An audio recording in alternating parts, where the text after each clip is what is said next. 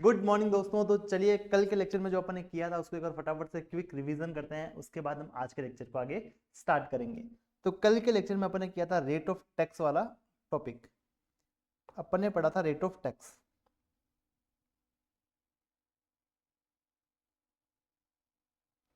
Rate of tax में अपन ने देखा था कि भाई individual HUF, AOP, BOI, artificial juridical person के केस में रेट ऑफ टैक्स अलग लगता है, उनका स्लैब रेट अलग होता है। और company, firm, LLP, local authority, cooperative society के केस में उनका टैक्स रेट अलग होता है।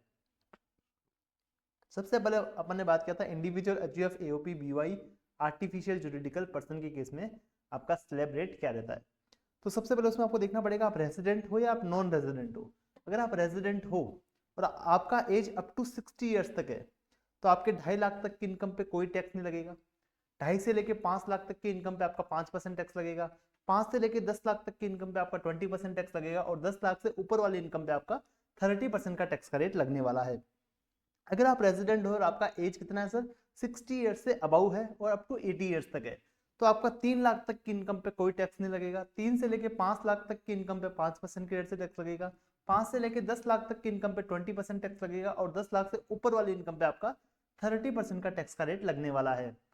और अगर आप रेजिडेंट हो और आपका एज 80 ईयर से भी अबव है तो आपकी 5 लाख तक की इनकम पे कोई भी टैक्स नहीं लगेगा। 5 से लेके 10 लाख तक की इनकम पे 20% टैक्स लगेगा। और 10 लाख से ऊपर वाली इनकम पे आपका 30% का टैक्स का रेट लगने वाला है। सर अगर आप नॉन रेजिडेंट हो, आपका एज कितना भी हो कोई फर्क नहीं पड़ता।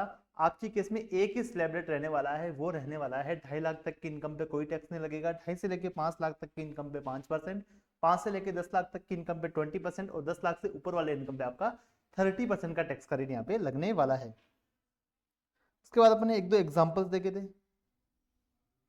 आई होप आपने घर जाके इनको वापस रिवाइज किया है। आई होप आपने घर जाके उसको वापस रिवाइज किया है। उसके बाद अपन ने देखा था टैक्स का रेट क्या रहेगा in the case of firm और एलएलपी। फर्म और एलएलपी के केस में अपन ने देखा था कि आपका फ्लैट 30% टैक्स लगता है। आपका फ्लैट 30% लग सकता है टोटल इनकम पर। और अगर आपका स्पेशल रेट्स वाला इनकम है, तो स्पेशल रेट से ही वो टैक्सेबल होने वाली है। उसके बाद अपन ने देखा कोऑपरेटिव सोसाइटी के केस में आपका टैक्स का रेट क्या रहता है। तो आपने देखा कोऑपरेटिव सोसाइटी के केस में अगर आपका इनकम अप टू 10,000 है तो 10% लगेगा। 10,000 से लेकर 20,000 तक है तो 20% लगेगा। और 20,000 से अगर आपका इनकम अबव करता है, अबव है, तो आपका 30% का टैक्स का रेट यहाँ पे लगने वाला है। उसके बाद अपन ने देखा कि सर कि अपन को हेल्थ एंड एजुकेशन से कंपल्सरीली 4% ऐड करना रहता है। अपन को कंपल्सरीली हर टैक्स का कैलकुलेशन हो जाने के बाद लास्ट में जो फाइनल टैक्स का अमाउंट आता है उसमें अपन को 4% ऐड करना रहता है टैक्स अमाउंट का। ठीक है, चलिए फिर अपन ने बात किया सर कंपनी का। सर कंपनी के केस में टैक्स का रेट क्या लगता है। तो कंपनी के केस में सबसे पहले अपन देखेंगे आप डोमेस्टिक कंपनी हो या आप फॉरेन कंपनी हो। आप डोमेस्टिक कंपनी हो या आप फॉरेन कंपनी हो। अगर आप डोमेस्टिक कंपनी हो और आपका प्रीवियस ईयर 23-24 में अगर टर्नओवर 400 करोड़ तक है, 400 करोड़ तक है, अगर आपका प्रीवियस ईयर 23-24 में टर्नओवर 400 करोड़ से कम है तो आप पे 25% रेट से आपका क्या लगने वाला है, टैक्स लगने वाला है। अगर आपका टर्नओवर 400 करोड़ से ज्यादा है तो सर, अगर आपका टर्नओवर 400 करोड़ से ज्यादा है तो आपके केस में 30% का टैक्स का रेट यहाँ पे लगने वाला है। सर हमारा टर्नओवर एग्जैक्ट 400 करोड़ है प्रीवियस ईयर 23-24 में, 23-24 में एग्जैक्ट 400 करोड़ रुपए है, तो आपके केस में 25% के रेट से टैक्स लगने वाला है। अगर आप फॉरेन कंपनी हो तो आपके केस में 35% के रेट से आप टैक्स लगेगा। चलिए उसके बाद अपन बात करते हैं। उसके बाद अपन ने बात करी थी एक दो एग्जांपल्स की। उसके बाद अपन ने एक दो एग्जांपल्स की बात की थी। उसके बाद में अपन ने सर इंडिविजुअल वाले केस में एक और बात करी थी। क्या बात करी थी सर, अगर आपका बर्थडे कब आता है, 1 अप्रैल को आता है, 1 अप्रैल को अगर आपका बर्थडे आता है, देखो यहाँ पे अपन एग्जाम्पल भी लिया था, अगर आपका बर्थडे 1 अप्रैल को आता है और 1 अप्रैल को अगर आप 60 साल के होते हो या फिर 80 साल के आप कंप्लीट होते हो तो आपके केस में स्लैब रेट कौन सा लगने वाला है। अगर आप रेजिडेंट हो तो आपके केस में स्लैब रेट कौन सा लगेगा, क्या सर 2.5 लाख वाला लगेगा या 3 लाख वाला लगेगा। अगर आपने 60 ईयर का एज 1 अप्रैल 2026 को कंप्लीट किया है तो आपका प्रीवियस ईयर 25-26 के लिए स्लैब रेट लगेगा 3 लाख वाला। 3 लाख तक कोई भी टैक्स नहीं है।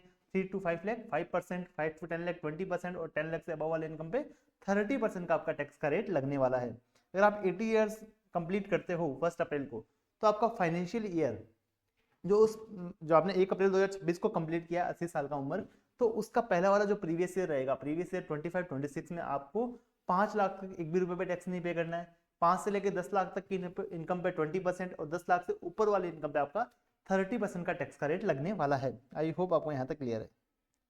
आई होप आपको यहाँ तक क्लियर है। ये अपने कल की क्लास में कंप्लीट किया था। और आज की क्लास में सर अपन क्या करेंगे? आज की क्लास में अपन एक नया टॉपिक लेंगे जिसका नाम है सरचार्ज। इस टॉपिक का नाम क्या है sir? Surcharge. Sir what is surcharge? तो सरचार्ज से पहले अपन 2 टॉपिक करेंगे जिनकी अपन ने कल पहले बात की थी। कौन कौन से सर? एक तो अनडिस्क्लोज्ड सोर्स ऑफ इनकम, और सेकंड अपन ने बात किया था कि प्रीवियस ईयर के इनकम पे आपको प्रीवियस ईयर में ही टैक्स पे करना पड़ता है। वो कौन कौन से केस है? सबसे पहले अपन बात करते हैं, जो अपन ने बात किया कि सर प्रीवियस ईयर की इनकम पे हम असेसमेंट ईयर में टैक्स पे करते हैं, असेसमेंट ईयर में उसका रिटर्न फाइल करते हैं। तो कुछ यहाँ पे एक्सेप्शन दे रखे हैं, वहां पे लिखा है कि आपको प्रीवियस ईयर की इनकम पे प्रीवियस ईयर में ही टैक्स पे करना पड़ेगा। कौन कौन से केस हैं उसको अपन जानते हैं। चलिए,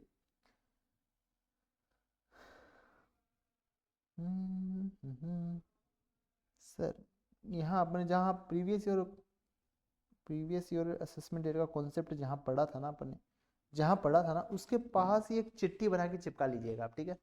यहाँ पे अपन लिखेंगे exception.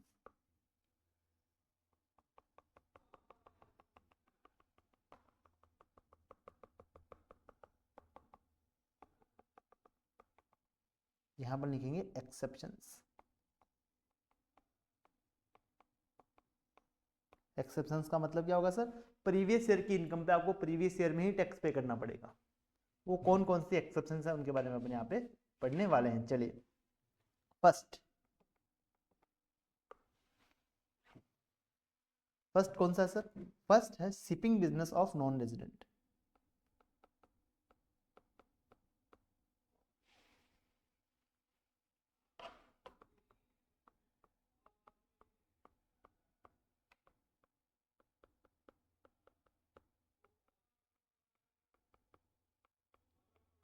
Shipping business of non resident, ये सर क्या होता है?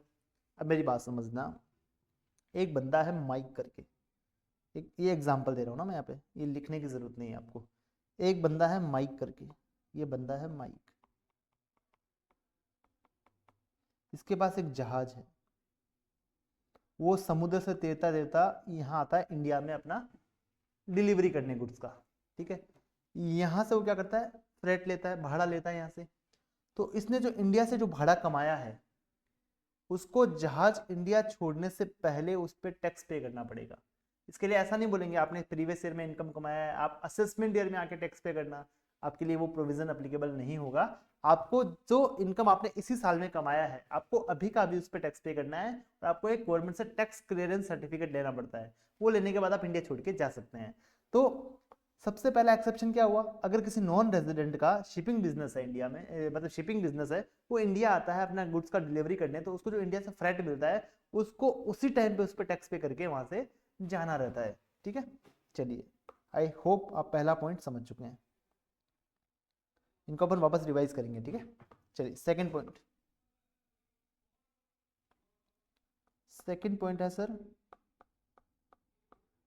Person living India. कोई बंदा इंडिया छोड़ के जा रहा है, कोई बंदा इंडिया छोड़ के जा रहा है। सर कैसे छोड़ के जा रहा है? कोई बंदा है वो इंडिया पूरा ही छोड़ के जा रहा है, मतलब ये सिटीजनशिप या फिर वो इंडिया वापस कभी भी नहीं आएगा। तो उसके लिए गवर्नमेंट बोलती है एक काम करना मेरे भाई, तो तूने अभी तक जो इनकम कमाया है इस साल में तू अभी उस पर टैक्स पे कर दे, हम तेरे लिए असेसमेंट ईयर का वेट नहीं करेंगे। समझ गए? कोई बंदा इंडिया ही छोड़ के जा रहा है कि भाई मैं जा रहा हूँ यहाँ से, अब वापस कभी भी नहीं आऊंगा, बाहर ही कमाऊंगा, बाहर ही रहूंगा, बाहर ही शादी करूंगा, बाहर ही अपना घर बनाऊंगा। तो गवर्नमेंट बोलती है सब कुछ तेरे को अगर बाहर ही करना है तो तूने जो अभी तक यहाँ पे जो कमाया है उसमें हमको टैक्स पे कर दे, हम तेरे लिए अगले साल का वेट नहीं करेंगे। थर्ड पॉइंट, थर्ड पॉइंट आपका रहेगा AOP, BOI, artificial juridical person formed for a particular event or purpose।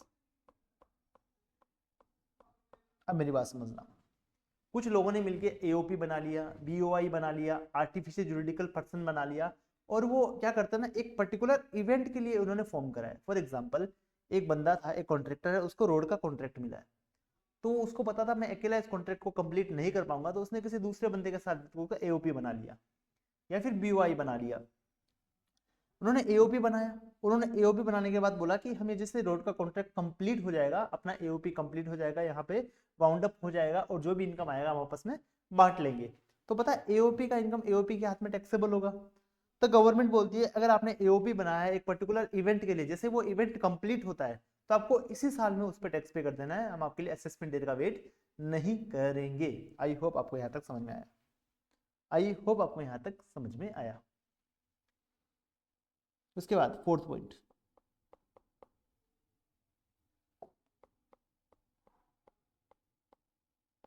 Person likely to transfer property to avoid tax।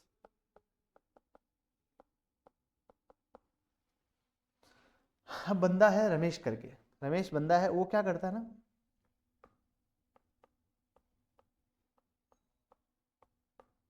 अपनी प्रॉपर्टी किसी और को ट्रांसफर कर देता है, अपनी प्रॉपर्टी किसी और को ट्रांसफर कर देता है, और इस इंटेंशन से करता है कि उसको टैक्स ना पे करना पड़े।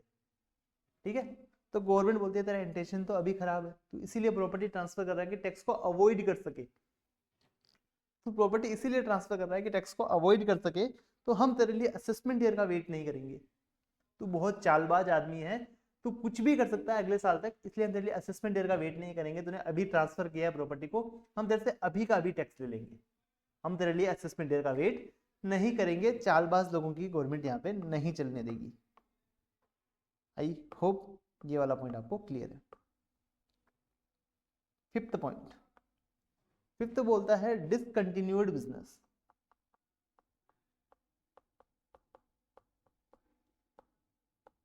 सर ये क्या होता है? आपका बिजनेस था, आपकी फर्म थी, आपका बिजनेस बंद हो गया, आपका बिजनेस बंद हो गया, तो गवर्नमेंट बोलती है जब बिजनेस बंद हुआ ना, तभी आप अपना टैक्स पे कर दो, हम आपके लिए असेसमेंट ईयर का वेट नहीं करेंगे। अगर आपका बिजनेस इस साल में बंद हो गया है, तो आप इसी साल में टैक्स पे कर दो, क्योंकि जो आपको करना था अपने बिजनेस में, आप सब कुछ कर चुके हो इस साल तक। इसके आगे आप कुछ भी नहीं करोगे, तो आप एक काम करो ना, अभी हमको टैक्स पे कर दो, हम आपके लिए असेसमेंट ईयर का वेट नहीं करेंगे। तो 5 पॉइंट कौन कौन से वाले हो गए? जिस केस में आपको प्रीवियस ईयर की इनकम पे प्रीवियस ईयर में ही टैक्स पे करना पड़ता है।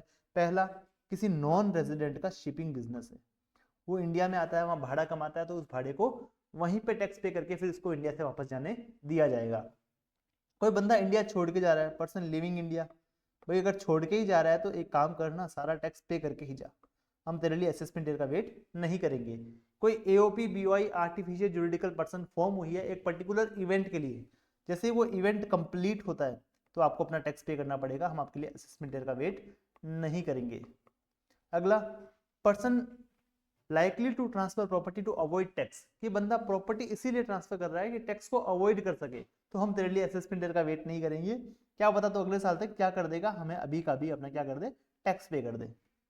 या अगला पॉइंट आता है लास्ट पॉइंट, डिसकंटिन्यूड बिजनेस। अगर आपका धंधा ही बंद हो रहा है, धंधा अगर आपका बंद हो रहा है, तो जिस टाइम आपका धंधा बंद होता है उसी टाइम आपको टैक्स पे करना पड़ेगा, हम आपके लिए असेसमेंट ईयर का वेट नहीं करेंगे। आई होप आपको यहाँ तक ये समझ में आया। आई होप आपको यहाँ तक ये समझ में आया। चलिए नेक्स्ट, नेक्स्ट तो अब अपन एक टॉपिक पढ़ेंगे जिसका नाम है अनडिस्क्लोज सोर्स ऑफ इनकम। उसके बाद अपन शुरू करने वाले हैं सरचार्ज वाले पॉइंट को। सर अपन क्या करेंगे सर? सबसे पहले अपन पढ़ेंगे अनडिस्क्लोज सोर्स ऑफ इनकम। चलिए, अनडिस्क्लोज सोर्स ऑफ इनकम, चलिए चलिए चलिए।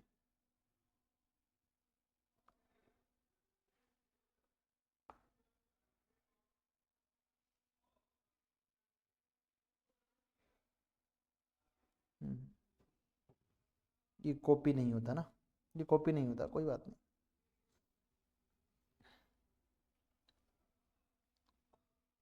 वो आपको समझ में आ गया, एक्सेप्शंस आपको समझ में आ गए, एक बार आप कॉपी में नोट करोगे एक्सेप्शंस को। एक बार उसको आप कॉपी में नोट करोगे, उसके बाद अपन आगे बढ़ते हैं, ठीक है। वहीं पे एक चिट चिपका लीजिए और वहाँ पे आप लिख लीजिए, ठीक है। चलिए नोट करिए फटाफट से।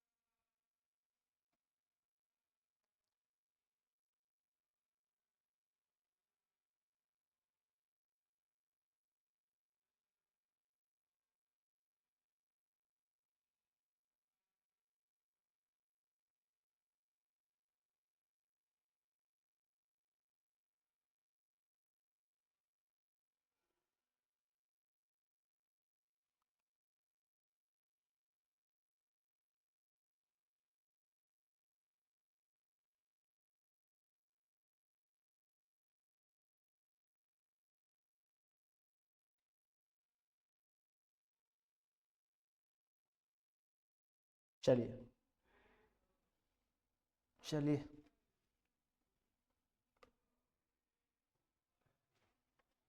चलिए चलिए चलिए, आपने लिख लिया। अब स्टार्ट करते हैं अपना अनडिस्क्लोज सोर्स ऑफ इनकम।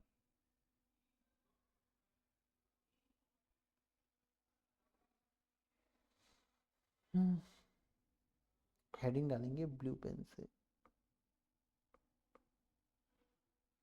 चलिए ओके।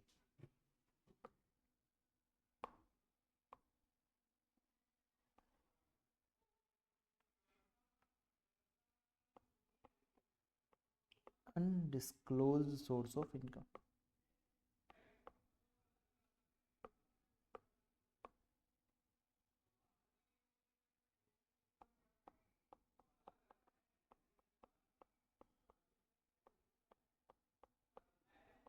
ऑफ इनकम, सर ये क्या होता है अनडिस्क्लोज सोर्स ऑफ इनकम? अब मेरी बात समझना, अब मेरी बात समझना, ठीक है। एक अपना दोस्त है, क्या नाम है उसका? सर उसका नाम है, उसका नाम है चिंटू। चिंटू बहुत खुश है, क्यों सर? गपलेबाजी से पैसा कमाता है। चिंटू बहुत ज्यादा खुश है, ठीक है। अब मेरी बात समझना, इसको क्या हुआ ना, चिंटू एक बहुत ही पहुंचा हुआ वकील है। क्या है? एक बहुत ही पहुंचा हुआ वकील है। ये क्या है? लॉयर है, ठीक है। चिंटू एक बहुत ही पहुंचा हुआ वकील है और साथ में एक बिजनेसमैन भी है। साथ में क्या है? एक बिजनेसमैन भी है।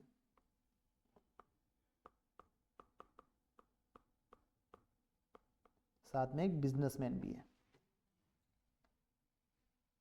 साथ में एक बिजनेसमैन भी है। अब ये क्या करता है ना, अपना बैलेंस शीट बनाता है। ये हर साल अपना क्या बनाता है सर? बैलेंस शीट बनाता है।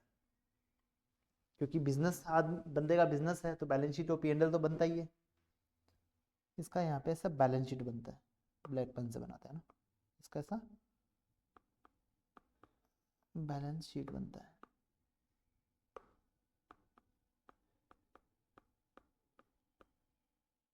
अब मेरी बात समझना, क्या हुआ ना, चिंटू को किसी बंदे से पेमेंट लेना था। कितना सर? 20 लाख रुपए का, जो इसका इनकम था।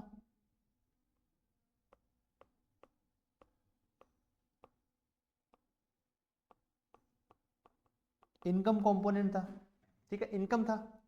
अब इसने क्या किया, अगर मैं 20 लाख रुपए से इनकम बोल के ले लूंगा तो मेरे हाथ में वो टैक्सेबल हो जाएगा, मेरे को उस पर टैक्स पे करना पड़ेगा गवर्नमेंट को। तो उसने बोला कि उस बंदे को कि एक काम कर, तू मेरे को एक चेक दे दे 20 लाख रुपए का। उस बंदे ने उसको चेक दे दिया और इसने क्या किया ना, उस 20 लाख को इनकम नहीं दिखाया, अपने बुक्स की लाइबिलिटी साइड में उसको लोन दिखा दिया कि मैंने एक लोन लिया है 20 लाख रुपए का। तो पता है लोन पे अपन को टैक्स पे करना नहीं पड़ता, लोन पे अपन को टैक्स नहीं पे करना पड़ता। तो ये टैक्स देने से बच गया, ये टैक्स देने से बच गया यहाँ पे, ठीक है। फिर क्या हुआ ना, फिर क्या हुआ कि सर इसने एक कंपनी भी चालू कर दिया, इसने एक कंपनी भी चालू कर दिया और उसने क्या किया ना, कंपनी चालू किया, कंपनी का भी बैलेंस शीट बना, कंपनी का भी बैलेंस शीट बना। और कंपनी के बैलेंस शीट में क्या है ना,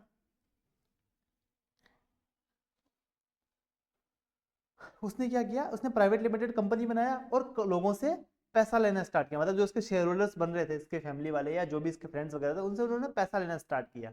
अब एक बंदा था जिससे ये 30 लाख रुपए इनकम मांगता था। तो चिंटू ने उसको बोला, एक काम करना मेरे भाई, क्या तू मेरे को पैसा दे दे और ऐसा दिखाएंगे अपन बुक्स में कि मैंने आपको शेयर्स दिए हैं, तो मेरा शेयर होल्डर है वैसा मान के। तो उन्होंने इसको पैसा दे दिया, यहाँ पे लिख दिया शेयर एप्लीकेशन मनी, और यहाँ पे इसको 30 लाख रुपए मिल गया। उसने यहाँ पे 30 लाख रुपए डाल दिया।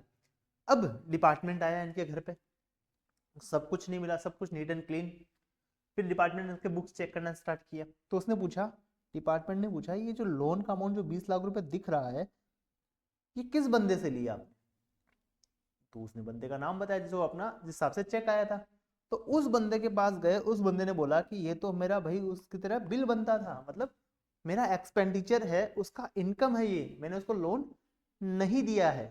तो डिपार्टमेंट ने वापस आके इससे पूछा भाई चिंटू से, चिंटू भाई बोल, वो तो कह रहा तेरा इनकम है, तू बोला ये मेरे लोन है, ऐसा कैसा? तो चिंटू को उसका एक्सप्लेनेशन दे ही नहीं पा रहा, या फिर जो एक्सप्लेनेशन दे रहा है वो सेटिस्फैक्ट्री नहीं है। तो डिपार्टमेंट क्या करेगा, इस टोटल 20 लाख को उसका इनकम बना देगा। ये उसका क्या बन जाएगा, इनकम बन जाएगा, और उस पर टैक्स लग जाएगा। और सेम टू सेम केस हुआ इस 30 लाख के लिए। वापस पूछा उसने, कहा भाई मेरा तो खर्चा था और ये कह रहा है आपने, मैंने उसको शेयर दिया है, तो ये 30 लाख भी इसका क्या बन जाएगा, इनकम बन जाएगा। आई होप आपको यहाँ तक क्लियर है। मतलब उसने जानबूझ के इनकम को लाइबिलिटी शो कर दिया, जिसकी वजह से उसको टैक्स ना पे करना पड़े, पर डिपार्टमेंट ने इसको पकड़ लिया। तो ये जो इनकम आया 50 लाख का, जो पकड़ा हुआ इनकम है, इसको बोलता है अनडिस्क्लोज इनकम। मतलब उसने पहले डिस्क्लोज नहीं किया था ये इनकम, डिपार्टमेंट ने खुद ने पकड़ा है इसका, और पकड़ने के बाद उससे पूछा कि भाई क्या रीजन था इसका, तो वो रीजन दे ही नहीं पा रहा, या फिर जो रीजन दे रहा है वो सेटिस्फैक्ट्री नहीं है। तो ये इसका क्या बन जाएगा, इनकम बन जाएगा, और इस पर टैक्स लग जाएगा, इस पर टैक्स लग जाएगा। आई होप ये वाला पॉइंट आपको समझ में आया, ये वाला पॉइंट आपको समझ में आया, ठीक है। इसको कर दो आप पॉइंट नंबर 1। सेकंड पॉइंट, बाद में क्या हुआ, बाद में क्या हुआ कि चिंटू अपना बड़ा आदमी है। क्या है, चिंटू अपना बड़ा आदमी है। चिंटू बड़ा आदमी है और चिंटू के पास क्या है, बहुत सारी जमीन है। उसने जमीन परचेज कर रखी है यहां पर।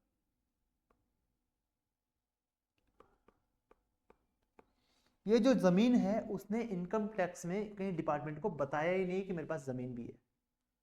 अपने बुक्स बना लिए, बुक्स का ऑडिट करवा लिया, उसने कभी नहीं बताया कि मेरे पास एक जमीन भी है, मेरे पास ये भी एसेट पड़ी है, ठीक है, उसने नहीं बताया। ये इसका बैलेंस शीट था, ये इसका क्या है सर, बैलेंस शीट है। और इसमें कहीं भी जमीन का जिक्र नहीं है, कहीं भी इस जमीन का इसमें जिक्र नहीं है। डिपार्टमेंट वाले घर पे आए, उन्होंने ढूंढा और देखा कि जमीन के पेपर मिले हैं। फिर जमीन को जाके देखा कि भाई जमीन भी अच्छी खासी है। फिर इससे पूछा कि भाई आपने क्यों नहीं बताया हमको, आपने हमको क्यों नहीं बताया? और चलो नहीं बताया कोई बात नहीं, ये आपका राइट है, आप नहीं बताओ, कोई दिक्कत नहीं है।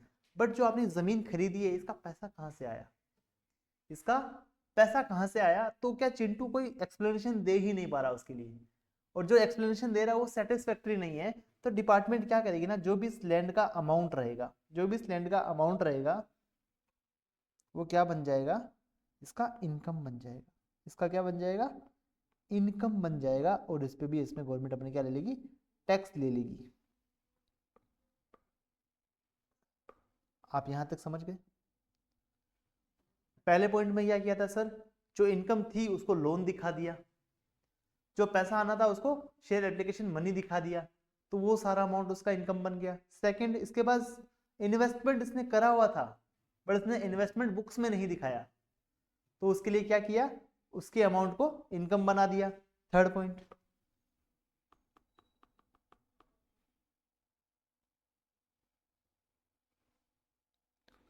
थर्ड पॉइंट अपना चिंटू क्या है सर, चिंटू अपना बहुत बड़ा आदमी है। चिंटू क्या है? बहुत बड़ा आदमी है। अब इसने क्या किया ना, इस पे इनकम टैक्स का रेड आ गया। इनकम टैक्स वाले इसके घर पे आए। ये इसका घर है, बहुत बड़ा घर है, बहुत बड़ा। ये सोने के गेट लगे हैं ना, ये सोने के गेट लगे हैं। इनकम टैक्स वाले आए। इनकम टैक्स वाले ने क्या किया, गेट को ऐसे बजाया। फिर इनकम टैक्स वाले ने सोचा कि लकड़ी तो ऐसे आवाज नहीं करती है। इनकम टैक्स वालों ने गेट को खुरचा, तो वो पता लगा कि ये तो सोने का गेट है। फिर दीवारें फोड़ी, अंदर सोने की ईंटें निकल रही है, नोटों की गड्डियां निकल रही है। डिपार्टमेंट ने चिंटू से पूछा, चिंटू सर हाँ बताइए ये कहाँ से आया।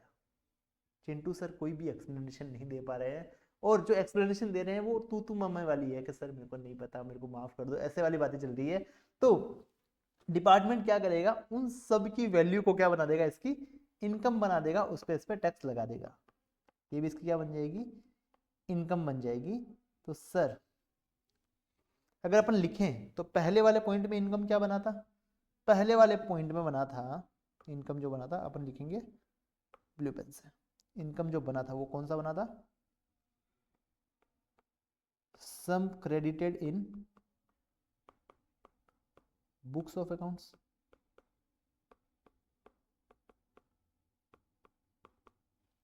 ठीक है, credit in books of account, books accounts में क्रेडिट किया गया अमाउंट है, बट इसने एक्सप्लेनेशन नहीं दे पाया उसका। सेकंड वाला पॉइंट है सर जो है अनएक्सप्लेन्ड इन्वेस्टमेंट, जो इसने इन्वेस्टमेंट बताया ही नहीं है, जो इसने इन्वेस्टमेंट बताया ही नहीं है, उस पर उन्होंने इनकम टैक्स लिया था। थर्ड वाले पॉइंट में क्या था सर, थर्ड वाले पॉइंट में था सर अनएक्सप्लेन्ड मनी। मनी में आपका ज्वेलरी भी आ जाता है, गोल्ड भी आ जाता है, सिल्वर भी आ जाता है, बुलियन भी आ जाता है, ये सब इस पर आपको मनी में आ जाता है। अब फोर्थ पॉइंट,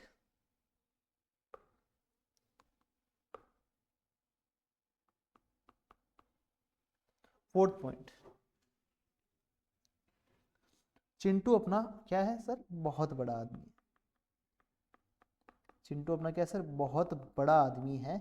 अब इसने क्या किया ना, इसने पहले देख लिया भाई अगर मैं शो नहीं करूंगा अपने बैलेंस शीट में तो मेरे को बहुत दिक्कत आने वाली है। तो ये उसका बैलेंस शीट है, यहाँ पे उसने इन्वेस्टमेंट शो कर दिया। इन्वेस्ट का रुपए रखा 50 रुपए। अब डिपार्टमेंट वाले घर पे आए, बोला कि भाई आपका इन्वेस्टमेंट है, तो चिंटू बोलता है मैंने शो करा है, देखो आप बुक्स, क्या आपने 50 रुपए शो किया है बट इसका वैल्यू तो अभी 2 करोड़ रुपए है। चिंटू के ऐसा थोड़ी होता, आपने कहा शो करना है, मैं तो शो कर दिया। तो क्या आप शो कर दिया बट आपको वैल्यू भी तो अच्छा सा शो करना चाहिए था ना, आपको वैल्यू जिसका रीजनेबल है वो आपको बुक्स में शो करना चाहिए था। तो इसको अपन क्या बोलेंगे, इसको अपन बोलेंगे, फिर इसको हम बोलेंगे आपने किया है अंडर डिस्क्लोज्ड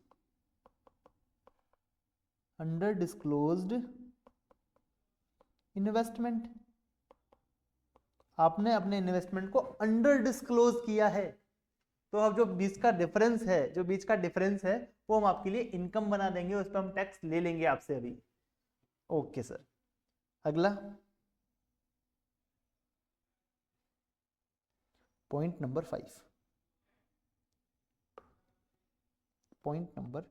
5। ये है आपका चिंटू। सर चिंटू पता है क्या है सर, चिंटू बहुत बड़ा आदमी है। चिंटू क्या है सर, चिंटू बहुत बड़ा आदमी है। ठीक है, चिंटू का इस बार पी एंडल बना, क्या बना सर, पी एंडल अकाउंट बना था। ठीक है, यहाँ पे उसने एक सैलरी का एक्सपेंडिचर लिखा था, टू सैलरी, वो लिख दिया इसने सर 50 लाख रुपए। किसको दिया, डिपार्टमेंट ने पूछा, मेरी वाइफ को। क्या करती है आपकी वाइफ, मेरा बिजनेस चलाती है। कितनी पढ़ी लिखी है, कि सर 12th फेल है, सर 12th फेल है। ठीक है, और क्या क्वालिफिकेशंस है, कुछ भी क्वालिफिकेशंस नहीं है। ऑफिस कितने दिन जाती है, फिर पता लगा कैमरा वगैरह से कि ऑफिस तो एक भी दिन नहीं आई। तो सर ये सैलरी किस बात की दे रहे हो आप। तो उससे एक्सप्लेनेशन मांगा चिंटू से डिपार्टमेंट, वो एक्सप्लेन नहीं कर पा रहा है, या फिर जो कर रहा है वैसे ही एकदम रद्दी से एक्सप्लेनेशन है जिनको डिपार्टमेंट नहीं मानता। तो ये क्या करेगी डिपार्टमेंट, ये जो 50 लाख का पूरा खर्चा था ना, ये पूरा इसका इनकम बन जाएगा। इस पे गवर्नमेंट अब क्या ले लेगी, टैक्स ले लेगी। इसको अपन बोलते हैं अनएक्सप्लेन्ड एक्सपेंडिचर। इसको बोलते हैं अपन unexplained expenditure, expenditure. I hope आपको ये वाला पॉइंट भी समझ में आया। इसके बाद पॉइंट नंबर 6, पॉइंट नंबर 6,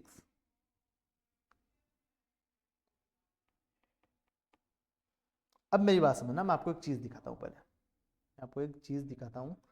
ये देखो, ये क्या है, ये सर पहले ऐसे एक चीज चलती थी हुंडी।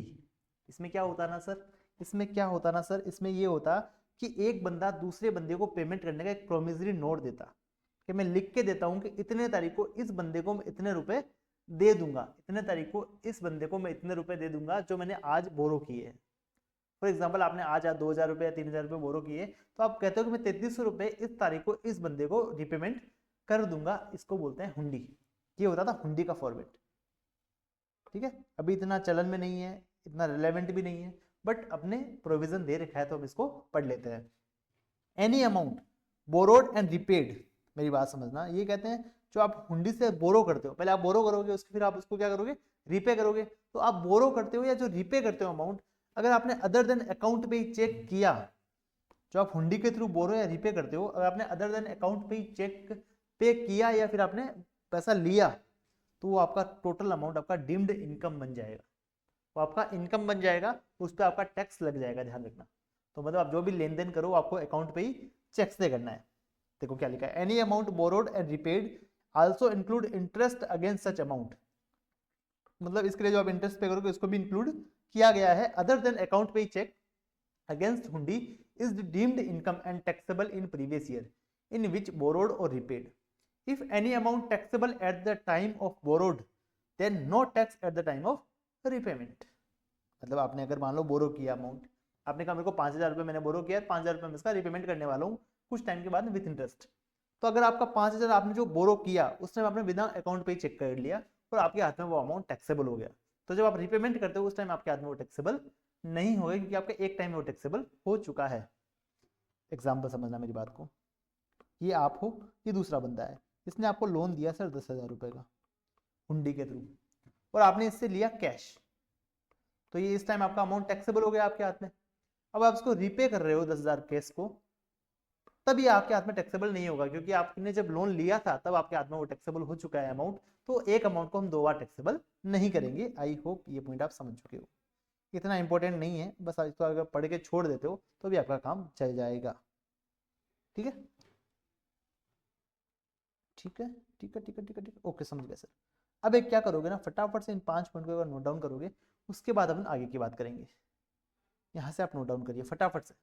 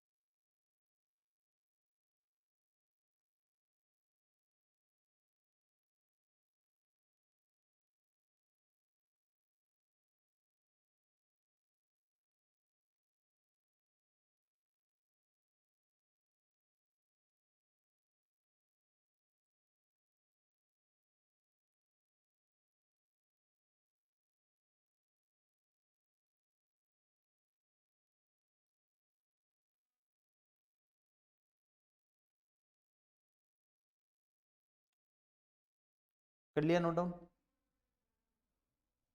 चलिए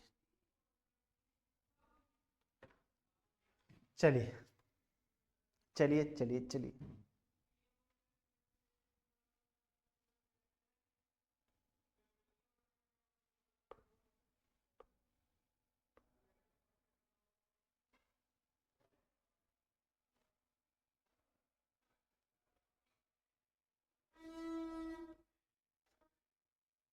चलिए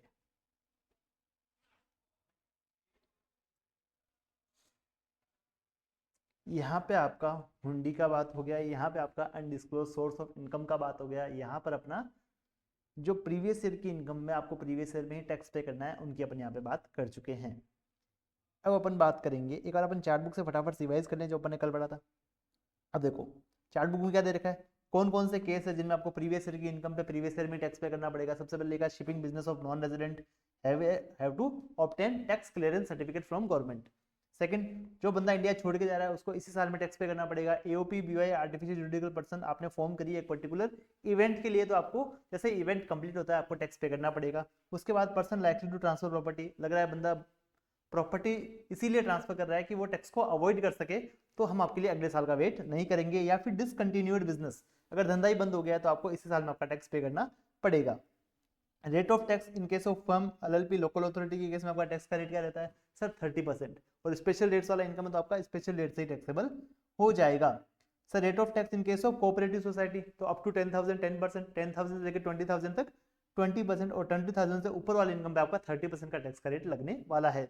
सर अगर अपन इंडिविजुअल अचीव ऑफ एओपी बीवाई 8वीं जुडिकल पर्सन की बात करें तो अगर आपका एज अप टू 60 ईयर्स तक है, आप चाहे रेजिडेंट हो चाहे नॉन रेजिडेंट हो, कोई इससे फर्क नहीं पड़ता, आपके 2.5 लाख तक कोई टैक्स नहीं लगेगा। 2.5 से लेके 5 लाख तक 5%, 5 से लेके 10 लाख तक वाली इनकम पे 20%, और 10 लाख से ऊपर वाली इनकम पे आपका 30% का टैक्स का रेट लगने वाला है। अगर आप सर रेजिडेंट हो और आपका एज 60 साल से ज्यादा 80 साल तक है तो आपका 3 लाख तक कोई टैक्स नहीं लगेगा, 3 से लेके 5 लाख तक 5% लगेगा, 5 से लेके 10 लाख तक 20% लगेगा, और 10 लाख से ऊपर वाले इनकम पे आपका 30% का टैक्स का रेट लगने वाला है। तो अगर आप रेजिडेंट और आपका एज 80 साल से भी ज्यादा है तो आपका 5 लाख तक की इनकम पे कोई टैक्स नहीं लगेगा, 5 से लेके 10 लाख तक की इनकम में 20%, और 10 लाख से ऊपर वाली इनकम पे आपका 30% का टैक्स का रेट लगने वाला है। अगर आपका बर्थडे कब आता है सर 1 अप्रैल को आता है, यहाँ पे आपका सर डेट चेंज करना रहेगा, यहाँ पे आपको डेट चेंज करना रहेगा। अगर आपका बर्थडे 1 अप्रैल को आता है, अगर आपका बर्थडे कब आता है सर 1 अप्रैल को आता है, तो पिछले साल के लिए आप क्या बन जाओगे ना, हायर एग्जाम्पशन के लिए एलिजिबल हो जाओगे, यानी कि 3 लाख और 5 लाख वाले स्लैब के लिए आप एलिजिबल हो जाओगे। चलिए फिर कंपनी की बात करते हैं सर, टैक्स का रेट क्या लगता है। कंपनी में आपको देखना पड़ेगा कि आप डोमेस्टिक कंपनी हो या फॉरेन कंपनी हो, आप डोमेस्टिक कंपनी हो या फॉरेन कंपनी हो। अगर आप डोमेस्टिक कंपनी हो और आपका प्रीवियस ईयर, सर आपका प्रीवियस ईयर, सर आपका प्रीवियस ईयर 23-24, प्रीवियस ईयर 23-24 में आपका टर्नओवर 400 करोड़ से ज्यादा है तो आप पे 30% का टैक्स का रेट लगेगा। अगर 400 करोड़ या उससे कम है तो आप पे 25% के रेट से टैक्स लगने वाला है। 400 करोड़ से कम है तो 25%, 400 करोड़ से ज्यादा है तो 30%। अगर आप फॉरेन कंपनी हो तो आपको 35% के रेट से आपका टैक्स लगने वाला है। चलिए इसके बाद अपन सरचार्ज का बात करेंगे, उसके बाद अपन बात करेंगे सरचार्ज का। सर ये चार्ट बुक पुराना वाला आ गया ना, ये चार्ट बुक पुराना वाला है, चलिए अपन नया वाला अपन बाद में देख लेंगे, ठीक है, नया वाला अपन बाद में देख लेंगे। ओके यहाँ तो नहीं रह गया नया वाला, यहाँ तो नया वाला नहीं रह गया, यहाँ पे भी पुराने वाला ही ना। चलो नया वाला चार्ट बुक डाल देंगे यहाँ पे अपन, ठीक है, यहाँ पर नया वाला चार्ट बुक डाल देंगे। चलिए अब अपन बात करेंगे सर सरचार्ज का, अब अपन बात करेंगे सरचार्ज का। सर ये सरचार्ज क्या होता है, ध्यान से सुनना, एकदम कहते हैं ना आंखें बंद करके एक बार ध्यान से सुनो मेरे को, सरचार्ज क्या होता है। हेडिंग डालेंगे सरचार्ज।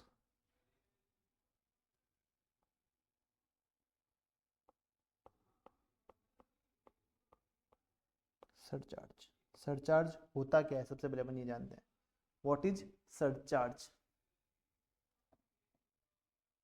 सरचार्ज क्या होता है, देखो गवर्नमेंट क्या बोलती है, आप क्या इनकम कमाते हो, जैसे अपना चिंटू है,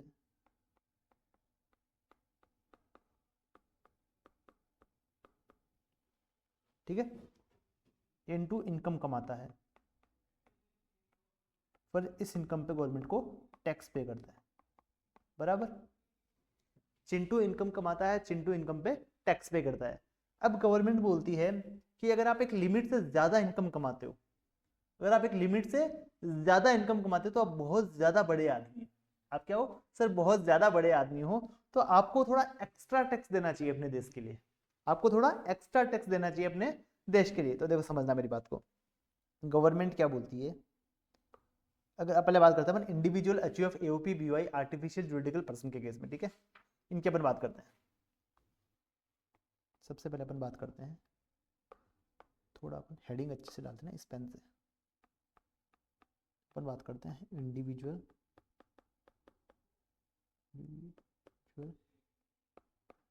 अचीव एओपी बीओआई और आर्टिफिशियल जुरिडिकल पर्सन के केस में अपन बात करते हैं, ठीक है, इनकी बात करते हैं अपन। अब मेरी बात समझना, गवर्नमेंट बोलती है अगर आप 50 लाख से ज्यादा कमाते हो, 50 लाख से ज्यादा कमाते हो तो आपको कुछ एक्स्ट्रा टैक्स देना पड़ेगा। वो कैसे देना पड़ेगा उसके ऊपर अपन बात करते हैं। तो गवर्नमेंट बोलती है अगर आप 50 लाख तक कमाते हो, आप क्या करते हो, अगर आप 50 लाख तक कमाते हो, थोड़ा इसका साइज बढ़ाते हैं ना सर। गवर्नमेंट बोलती है अगर आप अप टू ₹50 लाख कमाते हो, अपना क्या है सर, इनकम, यहाँ बात कर रहे हैं इनकम का। इनकम क्या है सर, इनकम अपना है अप टू ₹50 लाख। अगर आप 50 लाख तक कमाते हो तो आपको जैसे आप नॉर्मल टैक्स पे करते हो ना, 2.5 लाख तक कोई टैक्स नहीं है, 2.5 से लेके 5 लाख तक 5% है, 5 से लेके 10 लाख तक 20% है, और 10 लाख से ऊपर वाले इनकम पे 30% का टैक्स का रेट लगता है, वो आपको टैक्स पे करना है। आप हिंदी और इंग्लिश मिक्स बोलते हो, बिल्कुल सर मिक्स बोलते हैं, ठीक है। आपको यहाँ पे एक भी रुपया सरचार्ज पे करने का जरूरत नहीं है, आपको सिर्फ नॉर्मल प्रोविजन से आपको टैक्स पे करना है। गवर्नमेंट बोलती है अगर आपका इनकम क्या है sir, more then ₹50 lakh but up to ₹1 crore. अगर आपका 1 करोड़ तक इनकम है, मतलब 50 लाख से ज़्यादा आपका इनकम है और 1 करोड़ तक अगर आपका इनकम है, तो आपको यहाँ पर 10% की रेट से आपको सरचार्ज पे करना पड़ेगा। यहाँ पे आपको 10% की रेट से आपको सरचार्ज पे करना पड़ेगा। यहाँ पे अपन एग्जाम्पल लेते हैं सबसे पहले, ठीक है, ठीक है, एग्जाम्पल लेते हैं ना अपन, एग्जाम्पल लेते हैं, एग्जाम्पल लेते हैं, एग्जाम्पल लेते हैं, ये लिया अपन ने एग्जाम्पल, एग्जाम्पल लिया अपन ने, ठीक है।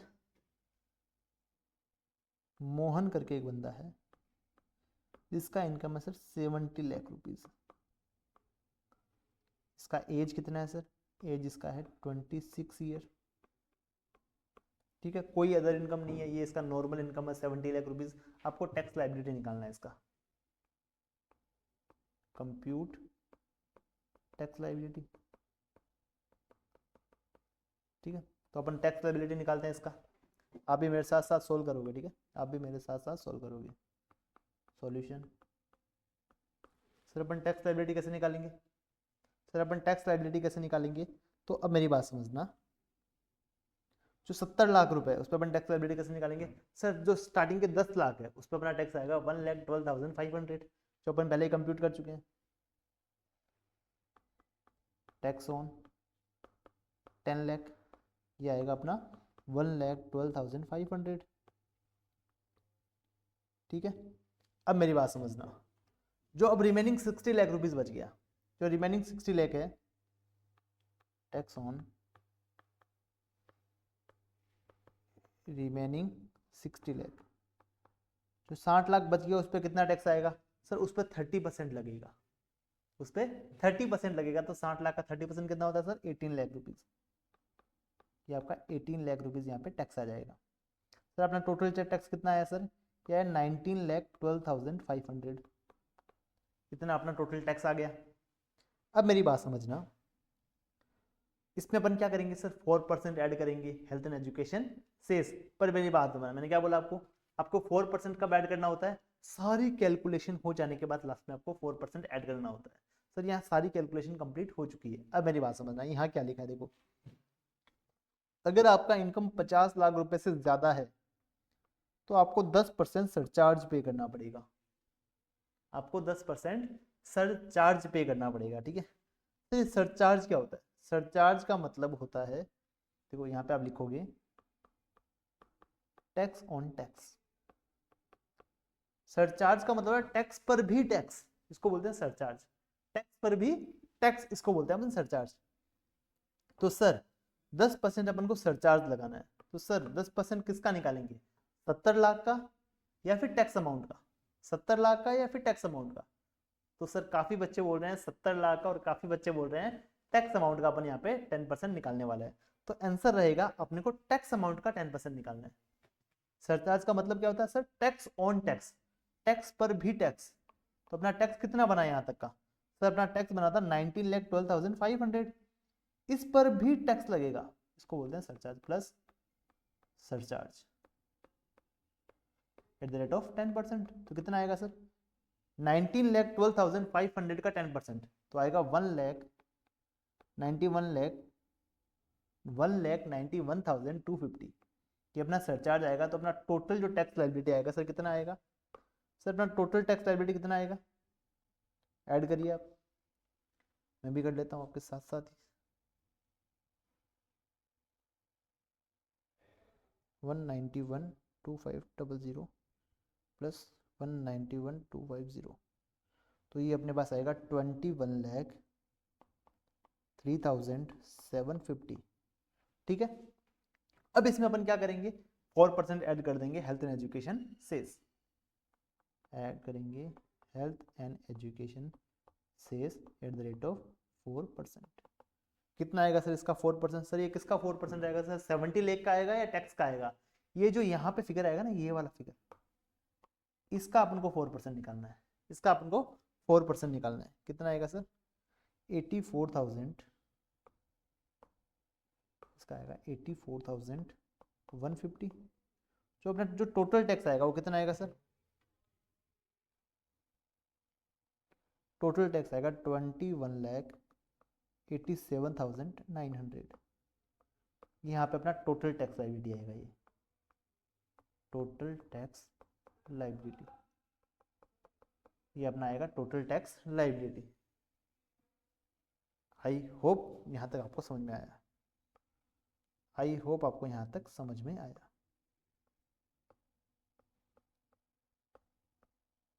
ठीक है। आई होप आपको यहाँ तक समझ में आया।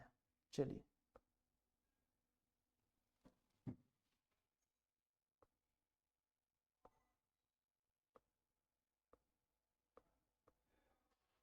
ठीक है, आई होप आपको यहाँ तक समझ में आया। सर आपने बोला कि अगर आपका इनकम 50 लाख से ज़्यादा है और अप टू ₹1 करोड़ तक है, तभी आप पे 10% लगेगा। अगर हमारा इनकम 1 करोड़ से भी ज़्यादा है तो, अगर आपका इनकम 1 करोड़ से भी ज़्यादा है तो, देखना मेरी बात सुनना, इनकम आपका क्या है सर? मोर देन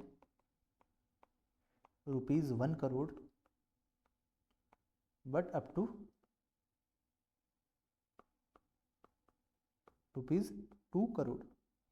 अगर 2 करोड़ तक अगर आपका इनकम है, अगर 2 करोड़ तक अगर आपका इनकम है, तो आप पे सरचार्ज लगेगा एट द रेट ऑफ 15%। अच्छा सर, बिल्कुल 15% आपका सरचार्ज यहाँ पे लगने वाला है। इसका अपन एक एग्जाम्पल लेंगे, इसका अपन एक एग्जाम्पल लेंगे, ठीक है। चलिए एग्जाम्पल लेते हैं, यहाँ पे अपन एग्जाम्पल लेते हैं, एग्जाम्पल नंबर 2।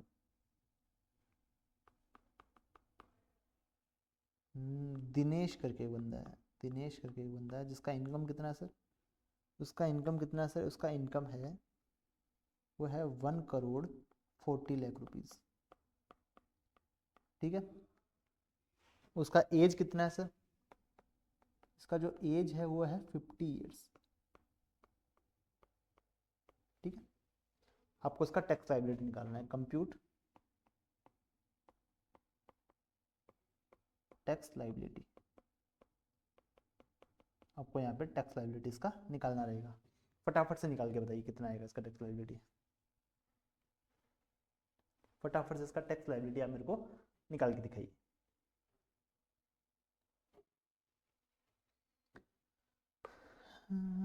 आशियाना मेरा सॉल्यूशन।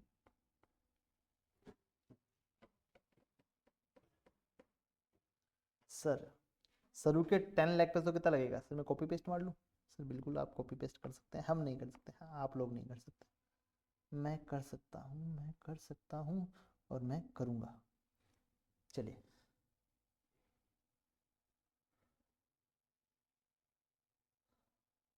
ठीक है, ये अपना आ गया टैक्स का कंप्यूटेशन। और बहुत जल्दी बनाया सर आपने, मैंने बहुत ज़्यादा जल्दी बना दिया। चलिए आपको भी बनाना पड़ेगा, ठीक है। अब चलो सरू के 10 लाख पे तो अपना 1,12,500 ही आएगा। जो नेक्स्ट रिमेनिंग कितना बच गया सर? रिमेनिंग कितना बच गया? रिमेनिंग अपना बच गया 130 लाख रुपीज़, मतलब 1,30,00,000 रुपए। इस पर 30% लगेगा, तो 1,30,00,000 का 30% कितना होता है? इसका 30% होता है 39 लाख रुपीज़। 39 लाख रुपीज़। तो यहाँ पे अपना जो टैक्स आएगा 39 लाख आएगा, ठीक है। यहाँ पे अपना जो टैक्स आएगा वो आएगा 39 लाख। तो अपना जो टोटल टैक्स आएगा वो कितना आएगा सर? वो अपना कितना आएगा सर? वो आएगा अपना 40,12,500। अब मेरी बात समझना सर, सरचार्ज कैसे लगाना है सर? क्या 1 करोड़ तक की इनकम पे 10% लगाएं, जो ऊपर वाली इनकम है उस पर 15% लगाएं, या डायरेक्ट अपन को 15% लगाना है? तो ध्यान रखना, अगर आपका इनकम 1 करोड़ से ज्यादा है तो आपको डायरेक्टली 15% लगाना है।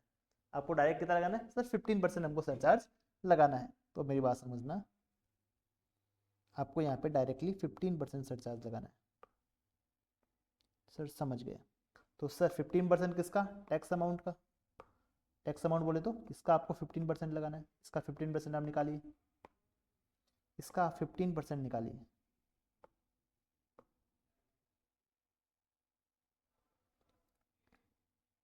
इसका 15% निकालिए। सर 40,12,500 का 15% कितना आएगा? 40,12,500 का 15% कितना आएगा? वो आएगा सर 6,01,875। तो अपना जो टोटल टैक्स का लाइबिलिटी आएगा वो कितना आएगा? वो आएगा सर 46,14,375। अब हेल्थ एंड एजुकेशन सेस लगाना है अपन को, इस पर 4%। वो लगाइए, कितना आएगा सर? वो आएगा 1,84,575। तो अपना टोटल लाइबिलिटी कितना आएगा सर? 46 लाख प्लस टोटल अपना टैक्स लाइबिलिटी आएगा सर 47,98,950। ये अपना टोटल टैक्स लाइबिलिटी यहाँ पे आ जाएगा। आई होप आपको यहाँ तक क्लियर है, आई होप आपको यहाँ तक क्लियर है, ठीक है। ये अपना यहाँ पे टोटल टैक्स लाइबिलिटी यहाँ पे आ जाएगा। चलिए सर, हमारा इनकम तो 2 करोड़ से भी ज़्यादा है।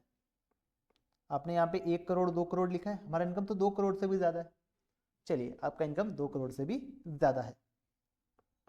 आपका इनकम कितना है sir? More than ₹2 crore, but up to ₹5 crore.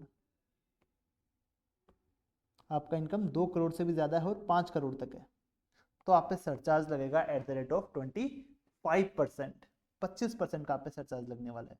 मतलब आप बहुत ज़्यादा बड़े आदमी बनते जा रहे हो, तो आपको ज़्यादा टैक्स पे करना पड़ रहा है, ठीक है। इसका अपन एग्जाम्पल लेते हैं, इसका अपन एग्जाम्पल लेते हैं।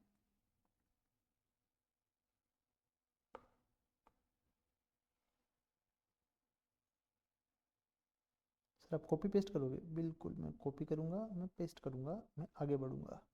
चलिए, मैं कॉपी करूँगा, मैं पेस्ट करूँगा, मैं आगे बढ़ूँगा। चलिए चलिए चलिए, ओके। इसका अपना एग्जाम्पल नंबर हो जाएगा अपना 3।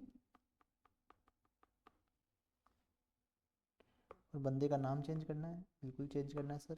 नाम रखेंगे रोहन। सर रोहन का इनकम कितना है सर? रोहन का इनकम कितना है सर? रोहन का इनकम है 3,40,00,000 रुपए। वाह सर, 3 करोड़ 40 लाख रुपए, उसका एज 50 साल ही है, आपको उसका टैक्स लाइबिलिटी निकालना है, फटाफट से निकालिए। सर इसका टैक्स लाइबिलिटी कितना आएगा? अब बिना देखे टैक्स लाइबिलिटी निकालिए, मैं आपको 1 मिनट का टाइम देता हूँ, उसके बाद अपने सेंसर को स्टार्ट करेंगे, तब तक मैं इसमें करेक्शन करता हूँ, ठीक है? तब तक मैं इसमें करेक्शन करता हूँ।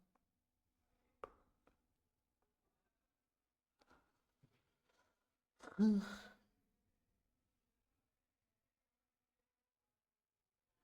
3 लाख करोड़ 30 लाख का 30%।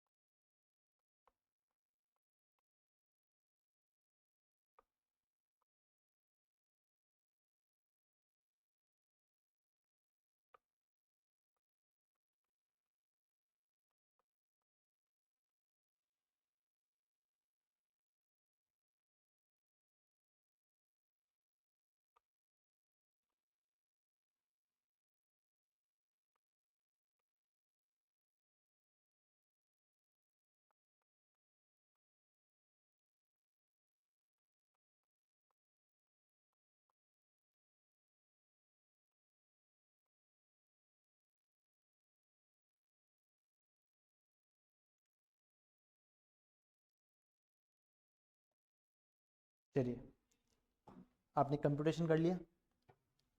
हाँ सर, हमने कंप्यूटेशन कर लिया, मैंने भी कर लिया, ठीक है। तो देखो, रोहन का इनकम कितना है सर? 3 करोड़ 40 लाख रुपीज़ है। तो उसके 10 लाख पे कितना टैक्स लगेगा सर? 1,12,500। पर रिमेनिंग जो बच गया 3 करोड़ 30 लाख, उस पर कितना टैक्स लगेगा सर? 99 लाख रुपीज़, क्योंकि 3 करोड़ 30 लाख पे अपना 30% टैक्स का रेट लगने वाला है। तो अपना जो टोटल टैक्स आएगा वो आएगा 1,12,500। उस पर अपन सर 25% सरचार्ज लगेंगे। उस पर अपन क्या लगेंगे सर? 25% सरचार्ज लगेंगे, क्योंकि अपना इनकम 2 करोड़ से ज़्यादा है, ठीक है। तो फिर 25% सरचार्ज लगा दिया। उसके बाद में टोटल टैक्स लाइबिलिटी आएगा 1,25,15,625। उसमें अपन 4% health and education cess add कर देंगे, तो अपना टोटल टैक्स लाइबिलिटी यहाँ पे आ जाएगा 1,30,16,250। अपना टोटल टैक्स लाइबिलिटी यहाँ पे आ जाएगा। सर हमारा जो इनकम है ना वो 5 करोड़ से भी ज्यादा है। हमारा जो इनकम है ना सर वो 5 करोड़ से भी ज्यादा है। 5 करोड़ से भी ज्यादा है। वाह भाई, बहुत अमीर आदमी हो आप, बहुत ज्यादा अमीर आदमी हो आप बहुत ज्यादा अमीर आदमी हो ना। तो आपका इनकम कितना है सर? आपका इनकम है मोर देन ₹5 करोड़। आपका इनकम 5 करोड़ से भी ज़्यादा है, ठीक है।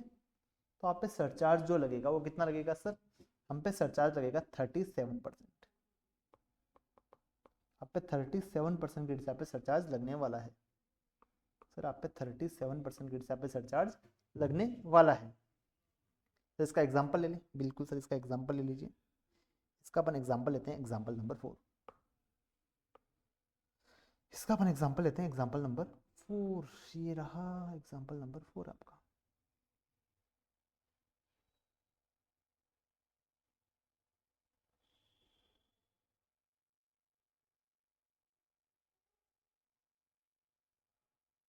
ये लीजिए, आपका एग्जाम्पल नंबर 4 रेडी है। फटाफट से आप नोट डाउन करिए इसको।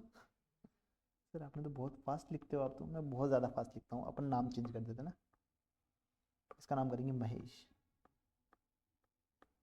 महेश करेंगे, और महेश का इनकम है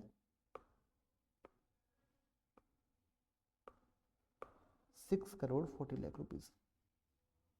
ठीक है, इस पर अपन टैक्स लाइबिलिटी कंप्यूट करेंगे। टैक्स लाइबिलिटी अपन कंप्यूट करेंगे।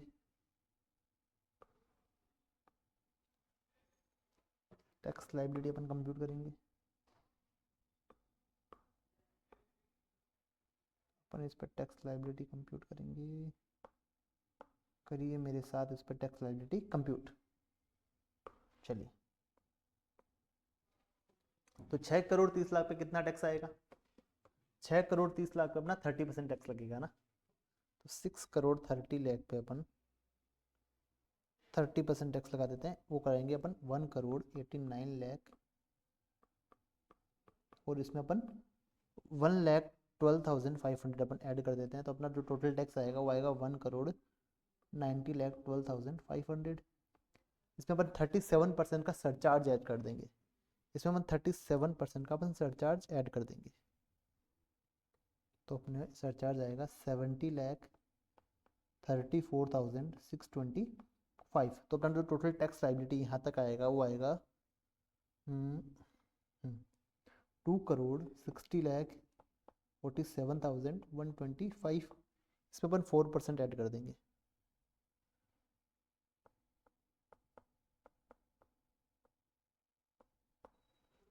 तो अपना टोटल जो टैक्स लाइबिलिटी आएगा वो आएगा 2,70,89,010। यहाँ पे अपना ये टोटल टैक्स लाइबिलिटी यहाँ पे ये आने वाला है। यहाँ पर ये अपना टोटल टैक्स लाइबिलिटी यहाँ पे आने वाला है। आई होप आपको यहाँ तक क्लियर है। आई होप आपको यहाँ तक क्लियर है। तो फटाफट से एक बार आप सरचार्ज वाले इस टॉपिक को नोट डाउन करेंगे अपनी क्लास बुक में। उसके बाद अपन लेंगे ब्रेक। उसके बाद अपन आगे की बात यहाँ पे करने वाले हैं। चलिए, इसको फटाफट से आप नोट डाउन करिए। और जैसे आप नोट डाउन कर लेते हो आपका ब्रेक का टाइम स्टार्ट हो जाएगा। उसके बाद अपन आगे की बात यहाँ पे करने वाले हैं। अब जिनके पास एक क्लासेस है ना रिकॉर्डेड मोड में, उनको ब्रेक नहीं दिखेगा ना, उनका एकदम से आगे का टाइम शुरू हो जाएगा। पर आप चाहो तो यहाँ पे आप ब्रेक ले सकते हो।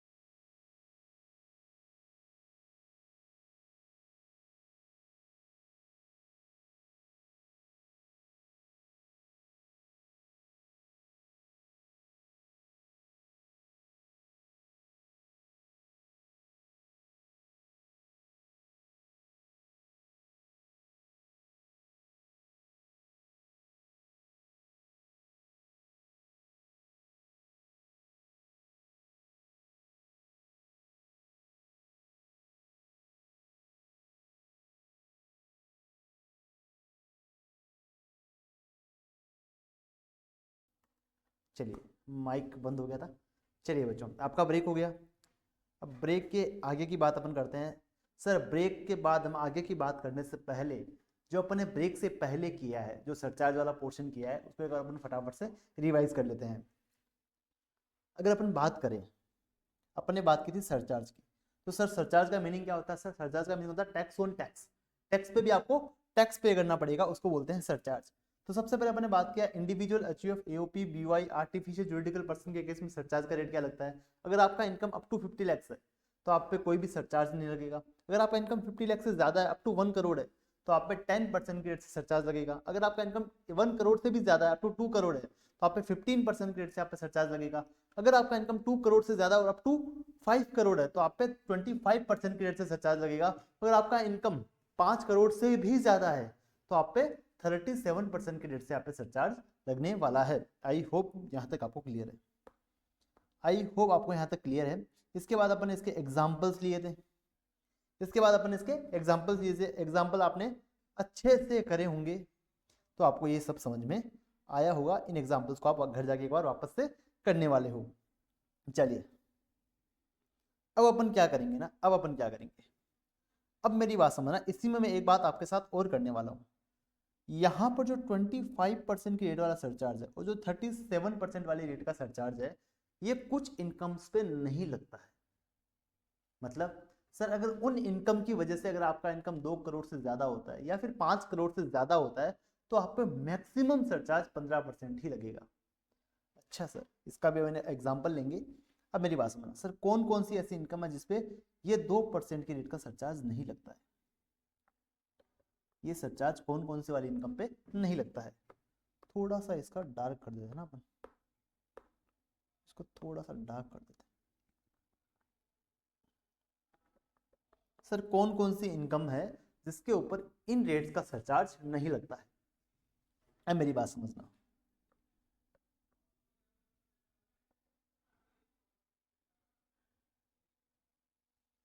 सबसे पहले की बात जो करें, सबसे पहली इनकम की जो बात करें वो रहेगा डिविडेंड इनकम।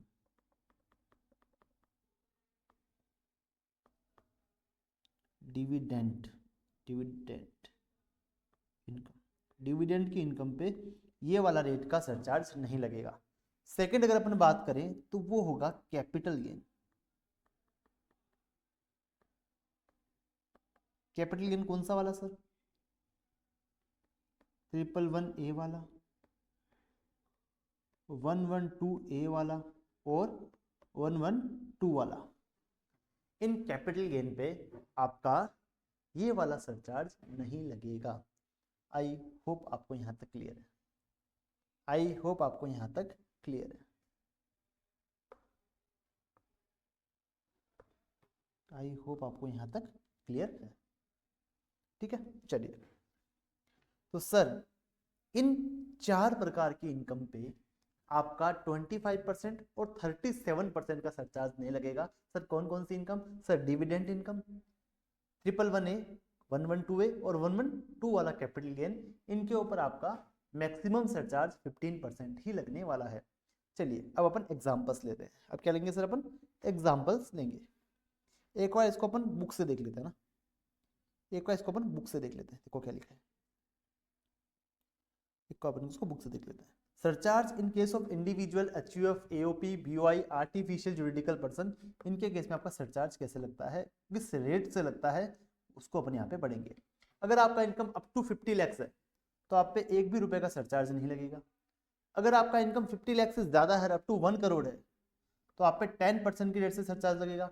अगर आपका इनकम 1 करोड़ से ज्यादा अप टू 2 करोड़ है तो आप पे 15% की रेट से सरचार्ज लगेगा। अगर आपका इनकम 2 करोड़ से भी ज्यादा है, अप टू 5 करोड़ तक है, अगर आपका इनकम 2 करोड़ से एक्सीड करता है, अप टू 5 करोड़ है, तो आप पे 25% की रेट से सरचार्ज लगेगा। अगर आपका इनकम 5 करोड़ भी एक्सीड कर जाता है तो आप पे 37% की रेट से आप पे सरचार्ज एप्लीकेबल होने वाला है। आई होप आपको यहाँ तक क्लियर है।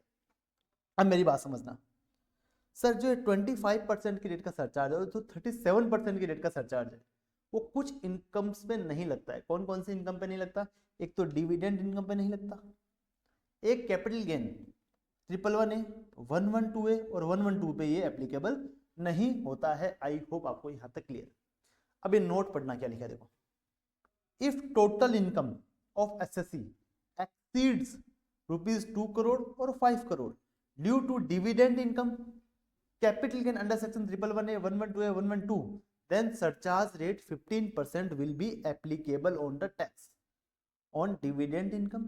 Capital gain under section 112A, 112, 111A वाले का जो टैक्स आएगा उस पर मैक्सिमम सरचार्ज 15% ही लगेगा। मैक्सिमम सरचार्ज पे 15% ही लगेगा। अगर आपका इनकम 2 करोड़ से एक्सीड इसी इनकम की वजह से हो रहा है तो पूरी इनकम पे आपका सरचार्ज कितना लगेगा सर? 15% लगेगा। अब मेरी बात समझना है, अपन एग्जांपल्स लेंगे। एग्जांपल लेने से पहले मैं आपको एक चीज क्लियर कर देना चाहता हूँ, ठीक है? कि सर सरचार्ज ये लगता कैसे है, ये लगता कैसे है। देखो मैंने क्या कहा सर, अगर आपका इनकम अप टू 2 करोड़ है तब तो कोई दिक्कत नहीं है, वहां तक आपको कुछ भी नहीं देखना। वहां तक आपको जितना इनकम आया उस पर जो एप्लीकेबल सरचार्ज है 10% है 15% है वो आपको लगाना रहेगा। अगर आपका इनकम 2 करोड़ से एक्सीड करता है तो आपको देखना पड़ेगा जो 2 करोड़ से एक्सीड किया है उसमें क्या सर डिविडेंड का इनकम तो नहीं है, क्या सर कैपिटल गेन का इनकम तो नहीं है। अगर ये इनकम है, ये इनकम को हटाने के बाद अगर बचा हुआ इनकम 2 करोड़ से ज्यादा है तो आपको बचे हुए इनकम पे जो टैक्स आएगा उस पर 25 लगाना है, और जो डिविडेंड वगैरह है कैपिटल गेन पे इनकम पे जो टैक्स आएगा उस पर आपको 15% का सरचार्ज लगाना रहेगा। अब मेरी बात समझना, यहाँ पर लेते हैं एग्जाम्पल, यहाँ पर लेंगे example, example number 5, example number 5, थोड़ा इसको अपन बढ़ा लेते हैं। चलो एग्जाम्पल नंबर 5, इसको थोड़ा सा इसको कम करना है ना अपन को, थोड़ा सा इसको अपन को कम करना रहेगा। एग्जाम्पल नंबर 5, सुरेश, सुरेश का जो टोटल इनकम है, सुरेश का जो टोटल इनकम कितना है सर? सुरेश का टोटल इनकम है वो है सर 2 करोड़ 40 लाख रुपीस। फिर इसके अंदर अपने देखा था इनकम कहाँ कहाँ से आई, तो इसका बाइफिकेशन दिया हुआ था। कैसे दिया हुआ था? ऐसे ही करते हैं, ऐसे हम कहते हैं ना एकदम सोच विचार वाले पॉइंट्स में चले गए अपन, ठीक है? यहाँ पे पता लगा इसका जो डिविडेंड का इनकम था वो था सर 70 लाख, और जो अदर इनकम है इसका वो है सर 170 लाख, ठीक है? ये ऐसा इसका इनकम हुआ था। थोड़ा सा ठीक है ना, ठीक लग रहा है? ठीक लग रहा है? ठीक नहीं लग रहा सर, सर ये फोटो सही नहीं लग रहा, थोड़ा ये फोटो सही कर देते हैं, ठीक है? समझ गए? ठीक है। अब मेरी बात समझना, अब इसका अपन टैक्स निकालेंगे, इसका टैक्स निकालो, कंप्यूट टैक्स लायबिलिटी।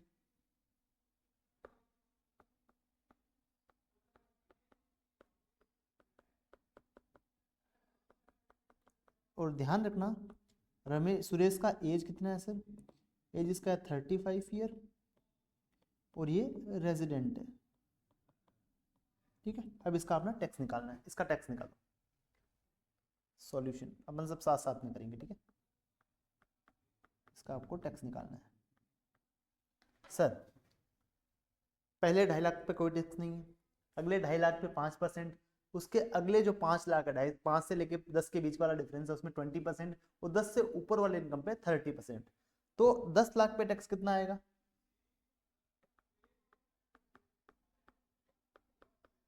आप भी साथ साथ में करिए, इसलिए मैं धीरे धीरे कर रहा हूँ ना, आपको भी साथ साथ में कैलकुलेशन करना है। तो 10 लाख पे टैक्स कितना आएगा सर? वो आएगा सर टैक्स अपना आएगा 1,12,500 बराबर। अब सर जो 10 लाख से ऊपर का इनकम है उस पर 30% टैक्स लगेगा। टैक्स ऑन रिमेनिंग इनकम कितना लगेगा सर? लगेगा अपना 2 करोड़ 30 लाख पे, 2 करोड़ पे 30 लाख पे 30% कितना आएगा? 2 करोड़ 30 लाख पे 30% कितना आएगा सर? कैलकुलेटर कहाँ है? ये मेरा मोबाइल ही मेरा कैलकुलेटर है, और आपके पास कैलकुलेटर होना चाहिए। 2 करोड़ 30 लाख पे 30%, कितना आएगा sir? 69 lakh rupees. 69 lakh rupees अपना आ जाएगा इनकम टैक्स। ठीक है, अब अपना टोटल टैक्स कितना आएगा सर? अपना जो टोटल टैक्स आएगा अभी तक आएगा 70,12,500। अब अपना इनकम कितना है सर? अपना इनकम सर 2 करोड़ से ज़्यादा है, तो अपन को यहाँ पे सरचार्ज लगाना है 25% का। बट अपन ने क्या पढ़ा सर? सर डिविडेंड का इनकम और कैपिटल गेन का इनकम पे 25% के रेट का सरचार्ज नहीं लगता है, वहाँ पे मैक्सिमम 15% ही लगता है। तो अपन को देखना है क्या सर ये जो 2 करोड़ से इनकम एक्सीड किया है, क्या सर वो डिविडेंड या कैपिटल गेन के इनकम की वजह से है क्या? अदरवाइज आपका इनकम 2 करोड़ से एक्सीड होता ही नहीं। तो आपने देखा, हाँ सर देखो ना, अदर इनकम तो 1 करोड़ 70 लाख ही है, उसमें डिविडेंड इनकम इंक्लूड हो गया, उसमें 1 सेकेंड, उसमें हाँ उसमें डिविडेंड इनकम इंक्लूड हो गया। उसकी वजह से क्या हुआ ना कि सर हमारा इनकम 2 करोड़ से ऊपर चला गया। हमारा इनकम कितना क्या है सर? 2 करोड़ से ऊपर चला गया, अदरवाइज हमारा इनकम 2 करोड़ से ऊपर नहीं था। तो टोटल इनकम पे क्या हो रहा है भाई? टोटल इनकम पे जो टोटल इनकम है, जो अपना टोटल टैक्स आएगा, उस पर अपना मैक्सिमम सरचार्ज कितना लगेगा सर? 15% ही लगने वाला है, क्योंकि अपना अदर इनकम 2 करोड़ से कम ही है। तो अपने अगर स्लैब की बात करें तो स्लैब के हिसाब से अपना सरचार्ज कितना बनता है सर? 15% ही बनता है। तो इसमें अपन सरचार्ज ऐड कर देंगे पूरी इनकम पे, surcharge at the rate of 15%। कितना आएगा सर? 70,12,500 का 15% कितना आता है? 70,12,500 का 15% कितना आएगा सर? वो आएगा सर 10,51,875। तो अपना टोटल टैक्स लायबिलिटी कितना आएगा सर यहाँ तक? 70,12,500, ये आएगा 80,64,375। इसमें अपन ऐड कर देंगे health and education cess at the rate of 4%। 4% का health and education cess add कर देंगे अपन, तो इसमें ऐड कर दिया 4%। वो ऐड करने के बाद अपना आएगा 3,22,575। और टोटल अपना टैक्स लायबिलिटी कितना आ जाएगा सर? अपना सर टोटल टैक्स लायबिलिटी कितना आएगा? 1 सेकेंड सर, घड़ी इतनी तकलीफ दे रही है हमको, दे दो। अरे तकलीफ नहीं दे रही है, ये थोड़ी सी बीच में आ रही है बस। Total tax liability, total tax liability अपना आया 80,64,375 प्लस 322,575, 83,86,950। ये अपना टोटल टैक्स लायबिलिटी यहाँ पे आ चुका है। आई होप आपको यहाँ तक क्लियर है। आई होप आपको यहाँ तक क्लियर है। ठीक है, नेक्स्ट एग्जांपल लेते हैं। नेक्स्ट एग्जांपल लेते हैं ना, 6th एग्जांपल। अब नाम क्या रखें? अर्जुन रख देते ना। अर्जुन नाम का बंदा है, एज कितना है सर? एज है 40 इयर्स, और ये है रेजिडेंट। ठीक है, ये है रेजिडेंट, और उसका टोटल इनकम कितना है? इसका टोटल इनकम है सर, वो है 2 करोड़ 60 लाख रुपीज। इस 2 करोड़ 60 लाख रुपीज में, 2 करोड़ 60 लाख रुपीज में अपने एनालाइज किया कैसे? इनका डिविडेंड इनकम था इसका, फिर इसका डिविडेंड इनकम था वो था सर 40 लाख रुपीज, और जो इसका अदर इनकम है वो है 2 करोड़ 20 लाख रुपए। ठीक है, ये अपन ने यहाँ पे एनालाइज कर लिया। अब अपन को क्या निकालना है? टैक्स लायबिलिटी निकालना है। Compute tax liability. अब आप लोग मेरे साथ साथ टैक्स लायबिलिटी निकालोगे। मेरे को आप लोगों से आंसर चाहिए। मेरे को क्या चाहिए? आप लोगों से आंसर चाहिए। से मुझे आप लोगों से आंसर चाहिए। चलिए आंसर बताइए। सर के 10 लाख पे 1,12,500 हमको याद है। बिल्कुल बेटा, आपको याद होना भी चाहिए, मैं एक काम करूँ, इसको कॉपी पेस्ट मार लूँ थोड़ा सा, अगर आप लोगों की आज्ञा हो, आज्ञा, तो मैं इसको कॉपी पेस्ट मार लेता हूँ। ये लो सर, हमें आपको हमारी आज्ञा है, आप मारिए कॉपी पेस्ट, आप मारिए सर कॉपी पेस्ट, हमें आपको हमारी आज्ञा है, आपको हमारी क्या है, आज्ञा है, आप कॉपी पेस्ट मारिए। धन्यवाद बेटा, धन्यवाद, आपने हमको आज्ञा दिया। क्या दिया हमने, आपने हमको दिया आज्ञा। ठीक है सर, ये सॉल्यूशन।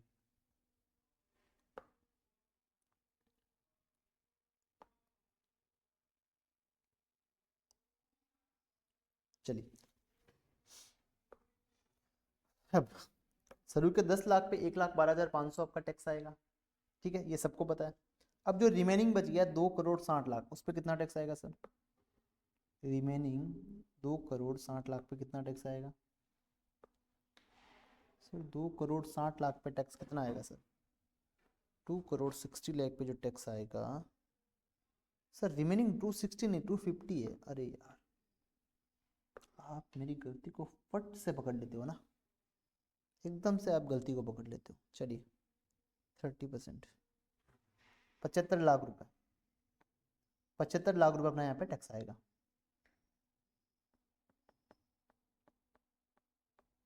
ठीक है, प्लस 1,02,500, तो अपना जो यहाँ पे लाइबिलिटी आएगा टोटल, वो आएगा 76,12,500। इसमें अपन सरचार्ज ऐड करेंगे। अरे यार, सरचार्ज कितना ऐड करेंगे? यहाँ तो प्रॉब्लम क्रिएट हो गया। सरचार्ज कितना ऐड करेंगे? अब फटाफट से मेरे को कोई बता दे कि सर सरचार्ज अपन इतना ऐड करने वाले हैं, तो उस बच्चे को मेरी तरफ से एग्जाम पास होने की शुभकामनाएं। ठीक है, चलिए सरचार्ज बताइए मेरे को कितना लगेगा इसमें? इसमें सरचार्ज कितना लगेगा? इसमें सरचार्ज कितना लगेगा? तो सर जो अपना डिविडेंड का इनकम है ना, वो कितना सर? 40 लाख रुपीज़ है, तो इस पे तो 15% ही लगेगा, इस पे तो 15 लगेगा, ये तो अपन को क्लियर है। सर जो अदर इनकम है वो 2,20,00,000 रुपए है। अदर इनकम 2,20,00,000 रुपए है, 2 करोड़ से ऊपर, इसका मतलब इस पे 25% लगेगा। तो सर इस टैक्स में जो ये टैक्स आया ना, ये जो टैक्स आया, इसमें डिविडेंड पे भी टैक्स आया हुआ है और इसमें अदर इनकम पे भी टैक्स है। तो सर किस पे कितना लगाएं? तो अपन क्या करेंगे ना, इसका अपन एक रेशियो बनाएंगे। क्या बनाएंगे सर? 40:220। इस रेशियो में इस टैक्स को बांटेंगे, इस रेशियो में इस अपन टैक्स को बांटने वाले हैं। तो इसको डिवाइड करो, टैक्स को बांटो, बांटो भाई टैक्स को। तो क्या करेंगे? तो अपना डिविडेंड पे कितना टैक्स आएगा पता है आपको? सर अपना डिविडेंड पे टैक्स आएगा 76,12,500 मल्टीप्लाई बाय 40 डिवाइड बाय 260, बराबर। इतना तो मैथ्स आपको आता है, इतना तो मैथ्स आपको आता है। तो यहाँ पे डिविडेंड का टैक्स आ जाएगा इंटू 40 डिवाइड बाय 260। ये अपना रेशियो आ गया, कितना है सर? 11,71,154 अपना टैक्स आ गया डिविडेंड इनकम पे। ठीक है, सही है, सही है, सही है।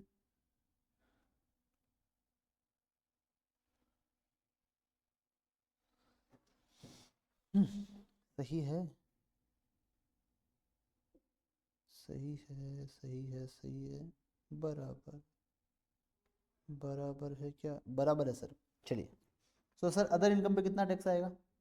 सर अदर इनकम पे आएगा 76,12,500 में से 11,71,154 लेस कर दो, तो अदर इनकम में अपना टैक्स आएगा, अदर इनकम में अपना टैक्स आ रहा है 64,41,346, बराबर। तो सर ये जो टैक्स आया ना, ये वाले, इस टैक्स पे मैक्सिमम सरचार्ज 15% ही लगेगा, तो इस पे 15% निकाल दो। इस पे आपको सरचार्ज निकालना है 15%, एट द रेट ऑफ 15% का सरचार्ज लग जाएगा। कितना लगेगा सर? 11,71,154 मल्टीप्लाई बाई 15% आएगा 175,673, इतना सरचार्ज लगेगा। और जो अदर अपना टैक्स आया है, जो अपना अदर टैक्स आया है, उस पे लगेगा, उस पे लगेगा सर, कितना लगेगा, उस पे लगेगा 25%।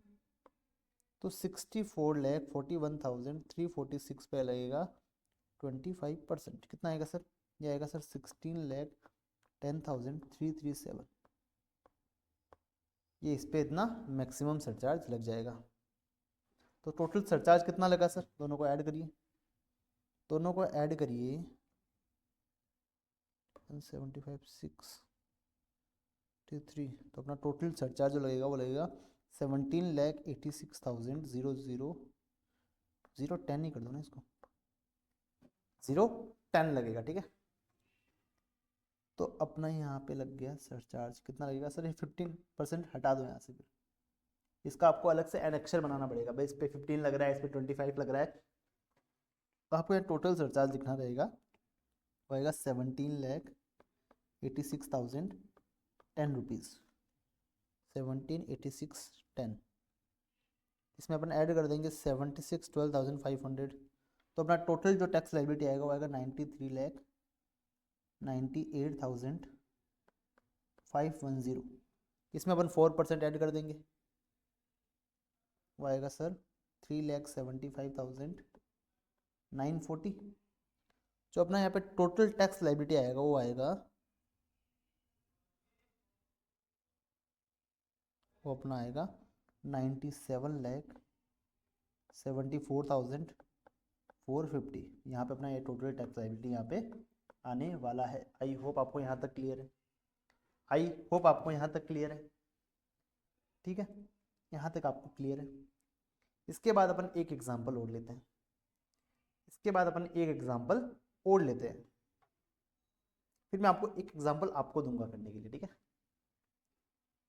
या फिर आगे वाला एग्जांपल पहले मैं आपको ट्राई करने के लिए देता हूँ, आप ट्राई करिए होता है या नहीं होता है, उसके बाद अपन क्या करेंगे ना, एक एग्जांपल अच्छा सा और लेंगे। चलिए पहले फटाफट से नोट डाउन कर लो आप एक बार 5 मिनट में, उसके बाद मैं आपको एक एग्जांपल देता हूँ, या फिर एग्जांपल मैं आपको दे ही देता हूँ साथ में, जो बच्चे पहले नोट डाउन कर लेंगे वो इस एग्जांपल को ट्राई कर सकते हैं। चलिए एग्जांपल मैं आपको देता हूँ। अब नाम क्या रखें सर, नाम रखिए सतीश, सतीश, सतीश नाम रखा सर। एज कितनी रखें उसकी, सर एज रख दो 29 ईयर्स। सर बाहर का बंदा रखें या अंदर का बंदा रखें, रेजिडेंट रखो सर, सर रेजिडेंट बंदा रखो, ठीक है रख दिया। सर टोटल इनकम कितना रखें उसका, टोटल इनकम उसका रख दो सर, वो रखो 5,80,00,000 रुपीज़, रख दिया सर। सर इसका भी वो सोचने वाला बना दो, बना देते हैं, ये लो ये सोचने वाला बना दिया, यहाँ ये सोच रहा है इसका इनकम कहाँ कहाँ से आया, और जो इनकम आया ना, जो इनकम आया, जो इनकम आया, जो इनकम आया, जो इनकम आया, ये लो, इसमें डिविडेंड इनकम है, कितना है सर, कितना है सर, डिविडेंड इनकम है 50 लाख का। सर इसमें 112 ए वाला इनकम है, 112 ए वाला इनकम है, वो कितना है सर, सर वो है 40 लाख रुपीज़ का।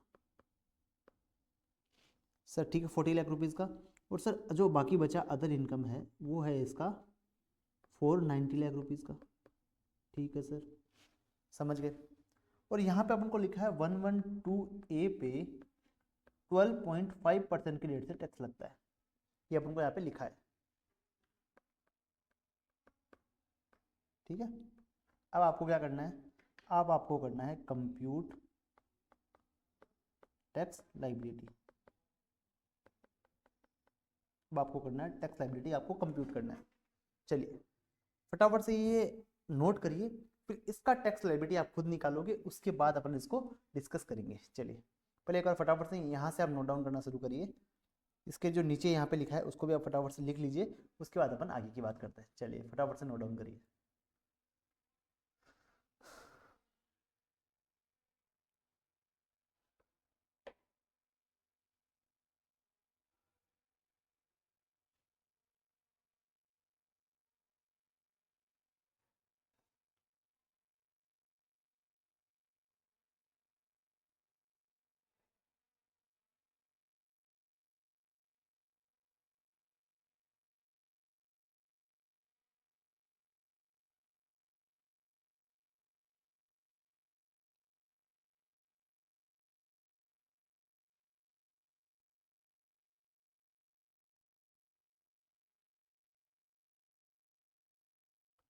गुजरने वाली हवा बता।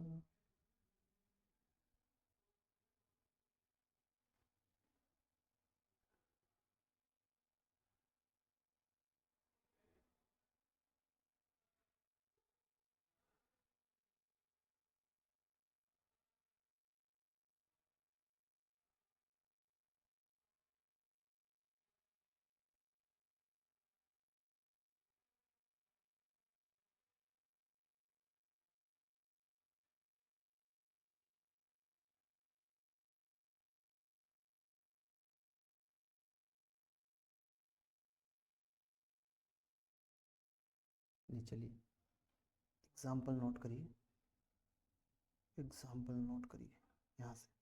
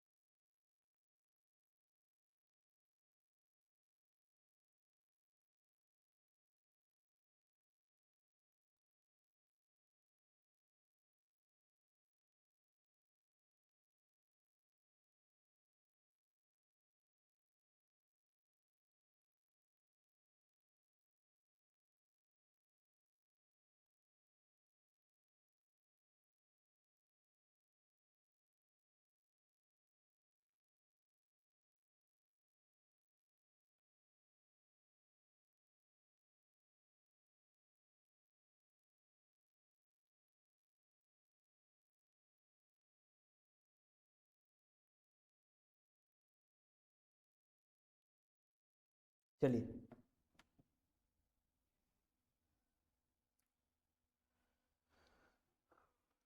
चलिए चलिए चलिए इसका सॉल्यूशन बताइए मेरे को फटाफट से। जिन बच्चों ने नोट डाउन किया है वो इसका सॉल्यूशन करेंगे। मुझे इसका सॉल्यूशन चाहिए आप लोगों से, मेरे को बताइए फटाफट से।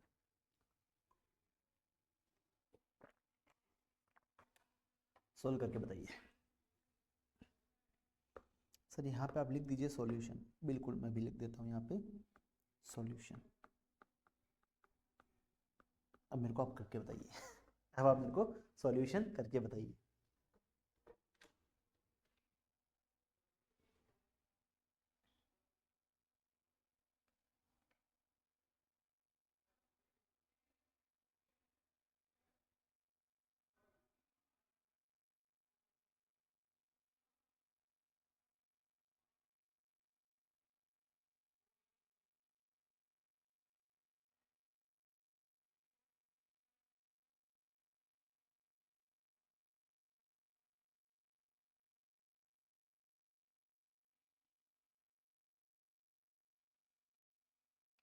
चलिए मैं शुरू करता हूँ ना, मैं शुरू करता हूँ।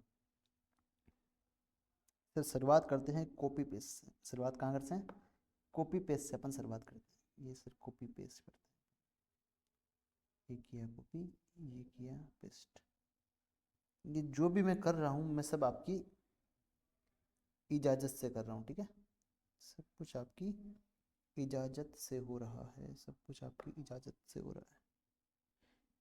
सॉल्यूशन नाम साफ हो गया यहाँ से। अपन को थोड़ा सा ऊपर जाना चाहिए, अपने यहाँ से अभी चले जाएंगे। इसे अपन थोड़े से ऊपर चले गए, थोड़े से ऊपर चले गए। सर यहाँ पे अपन क्या करेंगे ना, अब इसको क्लीन करना स्टार्ट करेंगे। ठीक है सर, 10 लाख तक की इनकम पे तो आपने टैक्स सही लगाया है। जो रिमेनिंग इनकम है, जो रिमेनिंग इनकम है उस पर टैक्स लगाइए।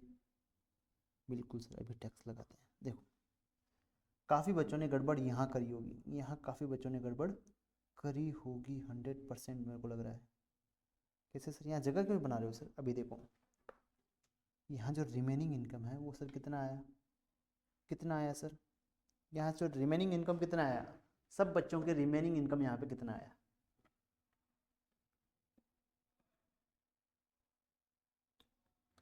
किन किन बच्चों के रिमेनिंग इनकम यहाँ पे 570 आया? ईमानदारी से बताएंगे, एकदम ईमानदारी से बताएंगे किन किन बच्चों के 570 आया, और कौन कौन बच्चे हैं जिनके यहाँ पे रिमेनिंग इनकम 530 आया था? सर बहुत कम बच्चे हैं जिनके 530 आया होगा। यहाँ पे रिमेनिंग इनकम आएगा सर 530। सर क्यों सर? जो ये कैपिटल गेन वाला इनकम है ना, इसमें तो अलग से टैक्स रेट अपन को दे रखा है, तो इस पर अपन रिमेनिंग इनकम पे जो टैक्स लगता है 30% वो थोड़ी लगाएंगे, उस पर तो हम अलग टैक्स लगाएंगे ना। यहाँ पे लिखेंगे टैक्स ऑन कैपिटल गेन 112 कितना लगेगा एट द रेट ऑफ 12.5%। तो जो आपका 5 करोड़ 30 लाख रुपीज़ है उस पर आपका 30% लगेगा। 5 करोड़ 30 लाख पे आपका 30% कितना आया था सर? 5 करोड़ 30 लाख पे 30% आपका आएगा 1 करोड़ 59 लाख रुपीज़। 1 करोड़ 59 लाख रुपीज़ आपका टैक्स लग जाएगा। सर जो 12.5% टैक्स लगेगा वो इनकम लगेगा 40 लाख पे, तो 40 लाख पे अपना आएगा 12.5%। सर वो आएगा 5 लाख का टैक्स आ जाएगा।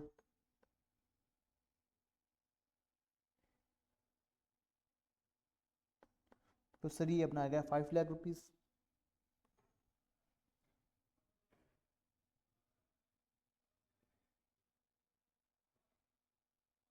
ठीक है, तो अपना जो टोटल जो टैक्स आएगा वो कितना आएगा सर?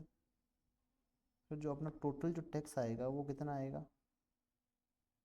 टोटल जो टैक्स आएगा वो अपना आ जाएगा, यहाँ पे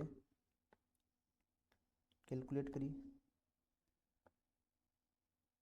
कैलकुलेट करिए टोटल टैक्स कितना आएगा sir? 1 lakh crore 59 lakh plus 5 lakh plus 1 lakh 12,500, तो अपना टोटल टैक्स यहाँ पे आएगा 1 करोड़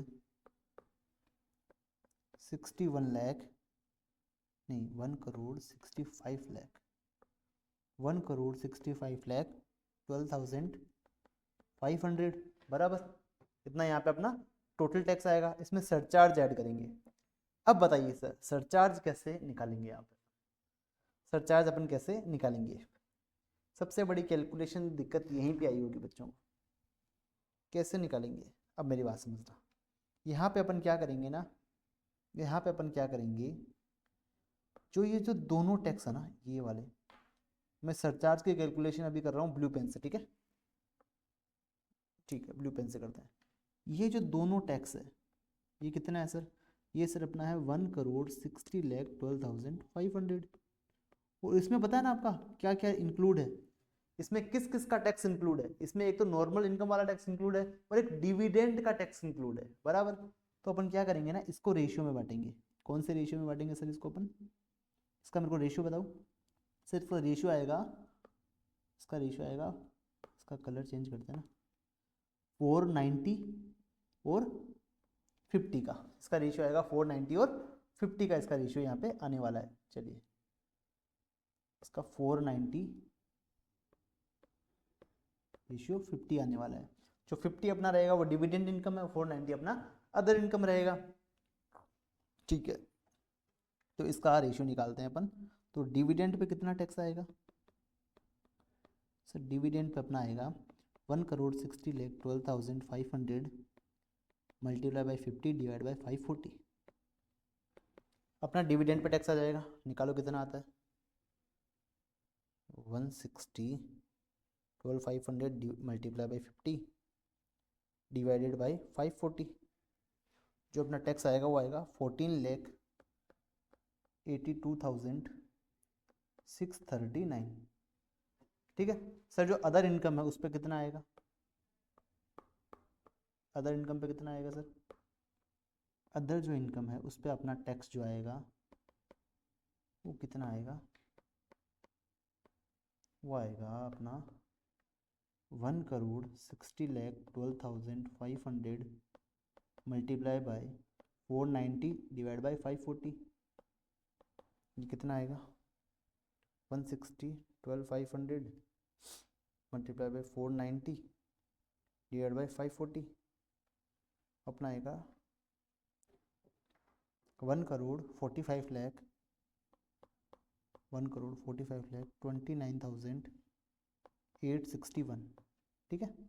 ये अपना अपना अदर इनकम पे टैक्स आ जाएगा। अब मेरी बात समझना, सर जो अदर वाला इनकम है, कैपिटल गेन को छोड़ दीजिए और डिविडेंड को छोड़ दीजिए, कितना है सर? 490 है। क्या सर ये 5 करोड़ से ज़्यादा है? Answer is no. तो इस पर 37% के रेट से सरचार्ज नहीं लगेगा। यहाँ पे 37% वाला सरचार्ज यहाँ पे नहीं लगेगा। 37% वाला यहाँ पे सरचार्ज नहीं लगेगा।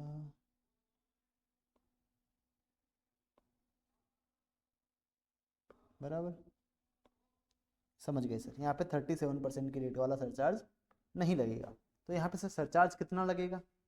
तो सर यहाँ पे सरचार्ज जो लगेगा ना, डिविडेंड की इनकम पे तो पता है 15% लगेगा। अपन पेन का कलर चेंज कर लेते हैं, ठीक है। डिविडेंड की इनकम में तो लगेगा 15%, ठीक है। और जो अदर इनकम है उस पर लगेगा 2 करोड़ से ज़्यादा है, 5 करोड़ से कम, मतलब 25% की रेट से सरचार्ज लगेगा। बराबर सर। अब सर जो कैपिटल गेन वाला इनकम है उस पर जो टैक्स आया, capital gain under section 112A वाला, उस पर सर कितना टैक्स आया? सर उस पर टैक्स आया था अपना 5 लाख रुपीज़ का, क्योंकि अपन ने यहाँ पे पहले ही कैलकुलेशन कर रखी है, यहाँ अपन ने कैलकुलेशन कर रखी है। बराबर। तो सर 5 लाख पे कितना लगेगा? सर 5 लाख पे लगेगा 15% मैक्सिमम लगता है। तो यहाँ पे अपना सरचार्ज कितना आएगा सर? यहाँ अपना सरचार्ज कितना आएगा सर? 14,82,639 पे 15%, 14,82,639 पे 15% कितना आएगा सर? ये आएगा सर 2,22,396, ठीक है सर। 1,45,29,861 पे 25% कितना आएगा सर? 36,32,465, ठीक है। 5 लाख पे 15% सर 75,000। तो सर अपना टोटल जो सरचार्ज यहाँ लगेगा वो कितना लगेगा सर? 75,000 प्लस 36, 32, 465 प्लस 222,396 कितना लगेगा सर? 39,29,861। यहाँ पे टोटल जो अपना लगेगा, टोटल सरचार्ज इतना लगने वाला है। लिखते हैं टोटल सरचार्ज, ठीक है। ये अपना टोटल सरचार्ज यहाँ पे इतना लगने वाला है, ठीक है। चलिए ये सरचार्ज अपन यहाँ पे पुट कर देंगे, ये सरचार्ज अपन यहाँ पे पुट कर देंगे 39,29,861। तो अपना टोटल जो टैक्स आएगा ना वो कितना आएगा सर? इसमें ऐड कर देंगे 165,12,500, ठीक है। टोटल जो टैक्स आएगा वो आएगा 2,04,42,361। इसमें अपन 4% ऐड कर देंगे, 8,17,694। तो यहाँ पे अपना आएगा 2,04,42,361, 2,12,60,055 अपने पास टोटल टैक्स लायबिलिटी यहाँ पे आ जाएगा। आई होप आपको यहाँ तक क्लियर है। आई होप आपको यहाँ तक क्लियर है। समझ में आया? ये बहुत ही अच्छा एग्जाम्पल था सर। यहाँ पे अपने 3 पॉइंट क्लियर कर लिए। एक तो डिविडेंड इनकम, साथ में कैपिटल गेन वाला इनकम भी आ गया, उस पर अलग टैक्स रेट लगता है, उस पर अपन सरचार्ज कैसे निकालेंगे करके पूरा क्वेश्चन अपना यहाँ पे बन जाता है। आई होप ये समझ में आया आपको, आई होप आपको ये समझ में आया। अब एक क्वेश्चन मैं आपको देता हूँ होमवर्क के लिए, वो अपन कल वापस डिस्कस कर लेंगे अगर आपको कोई दिक्कत लगी तो, ठीक है। एक एग्जाम्पल अपन और लिखा देता हूँ मैं आपको, एक एग्जाम्पल आप और लिखोगे। नाम क्या रखे सर, नाम क्या रखें, नाम क्या रखें, मन्नू रख देते हैं, मन्नू नाम रख देते हैं ना, मन्नू नाम रख देते हैं अपन, मन्नू दादा, मन्नू दादा वाला मन्नू नाम रख देते हैं। इसका सर एज कितना रखें सर, मन्नू दादा का अपना एज है सर 35 ईयर, और सर इंडिया का ही बंदा है, इंडिया का ही डॉन है एक तरीके से, रेजिडेंट है। टोटल इनकम कितना है सर इसका, सर इसका टोटल इनकम है 6 करोड़ 70 लाख रुपीज़। इसका अपन सोचने वाला बना देते हैं ना, इसका अपन सोचने वाला बना देते हैं। तो इसका इनकम कैसा कैसा रहेगा देखो, तो इसमें डिविडेंड का इनकम है सर कितना है सर 30 लाख। सर इसमें अदर इनकम है, और सर इसमें 112A वाला इनकम है, और 111A वाला इनकम है, ठीक है। अब मेरी बात समझना, 112A का जो इनकम है वो है 20 लाख रुपीज़, 111A का इनकम है वो है इसका 40 लाख रुपीज़। अब जो रिमेनिंग बच गया, कितना बचा सर 70 90 580, इसका रिमेनिंग इनकम बच गया, ठीक है, ठीक है, यहाँ तक समझ में आया। अब 112A के ऊपर टैक्स का रेट लगेगा 12.5%, ठीक है, टैक्स रेट। 111A वाले पे टैक्स का रेट लगेगा, वो लगेगा सर 20% टैक्स रेट, ठीक है। कंप्यूट टैक्स लाइबिलिटी, आपको इसमें टैक्स लाइबिलिटी आपको निकालना रहेगा, यहाँ पे आपको उसका सॉल्यूशन करना है, ठीक है। चलो पहले एक बार फटाफट से एक बार आप नोट डाउन करोगे, ये वाला ये पूरा एग्जाम्पल आप नोट डाउन करोगे, उसके बाद अपन यहाँ पे आगे की बात करेंगे। इसको एक बार फटाफट से आप नोट डाउन करोगे, नोट डाउन करिए फटाफट से।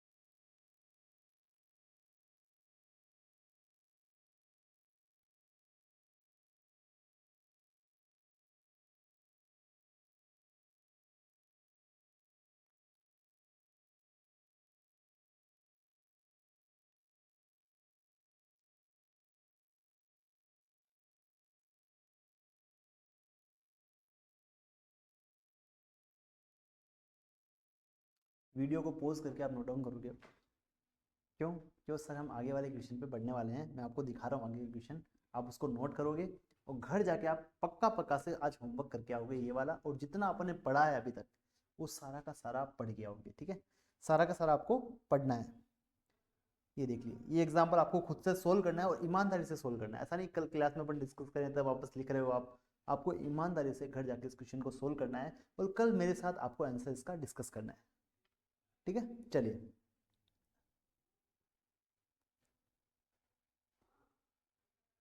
करिए करिए, नोट डाउन करिए आप। और ये नोट डाउन करने के बाद अपन आज का क्लास यहीं पे कंप्लीट करते हैं।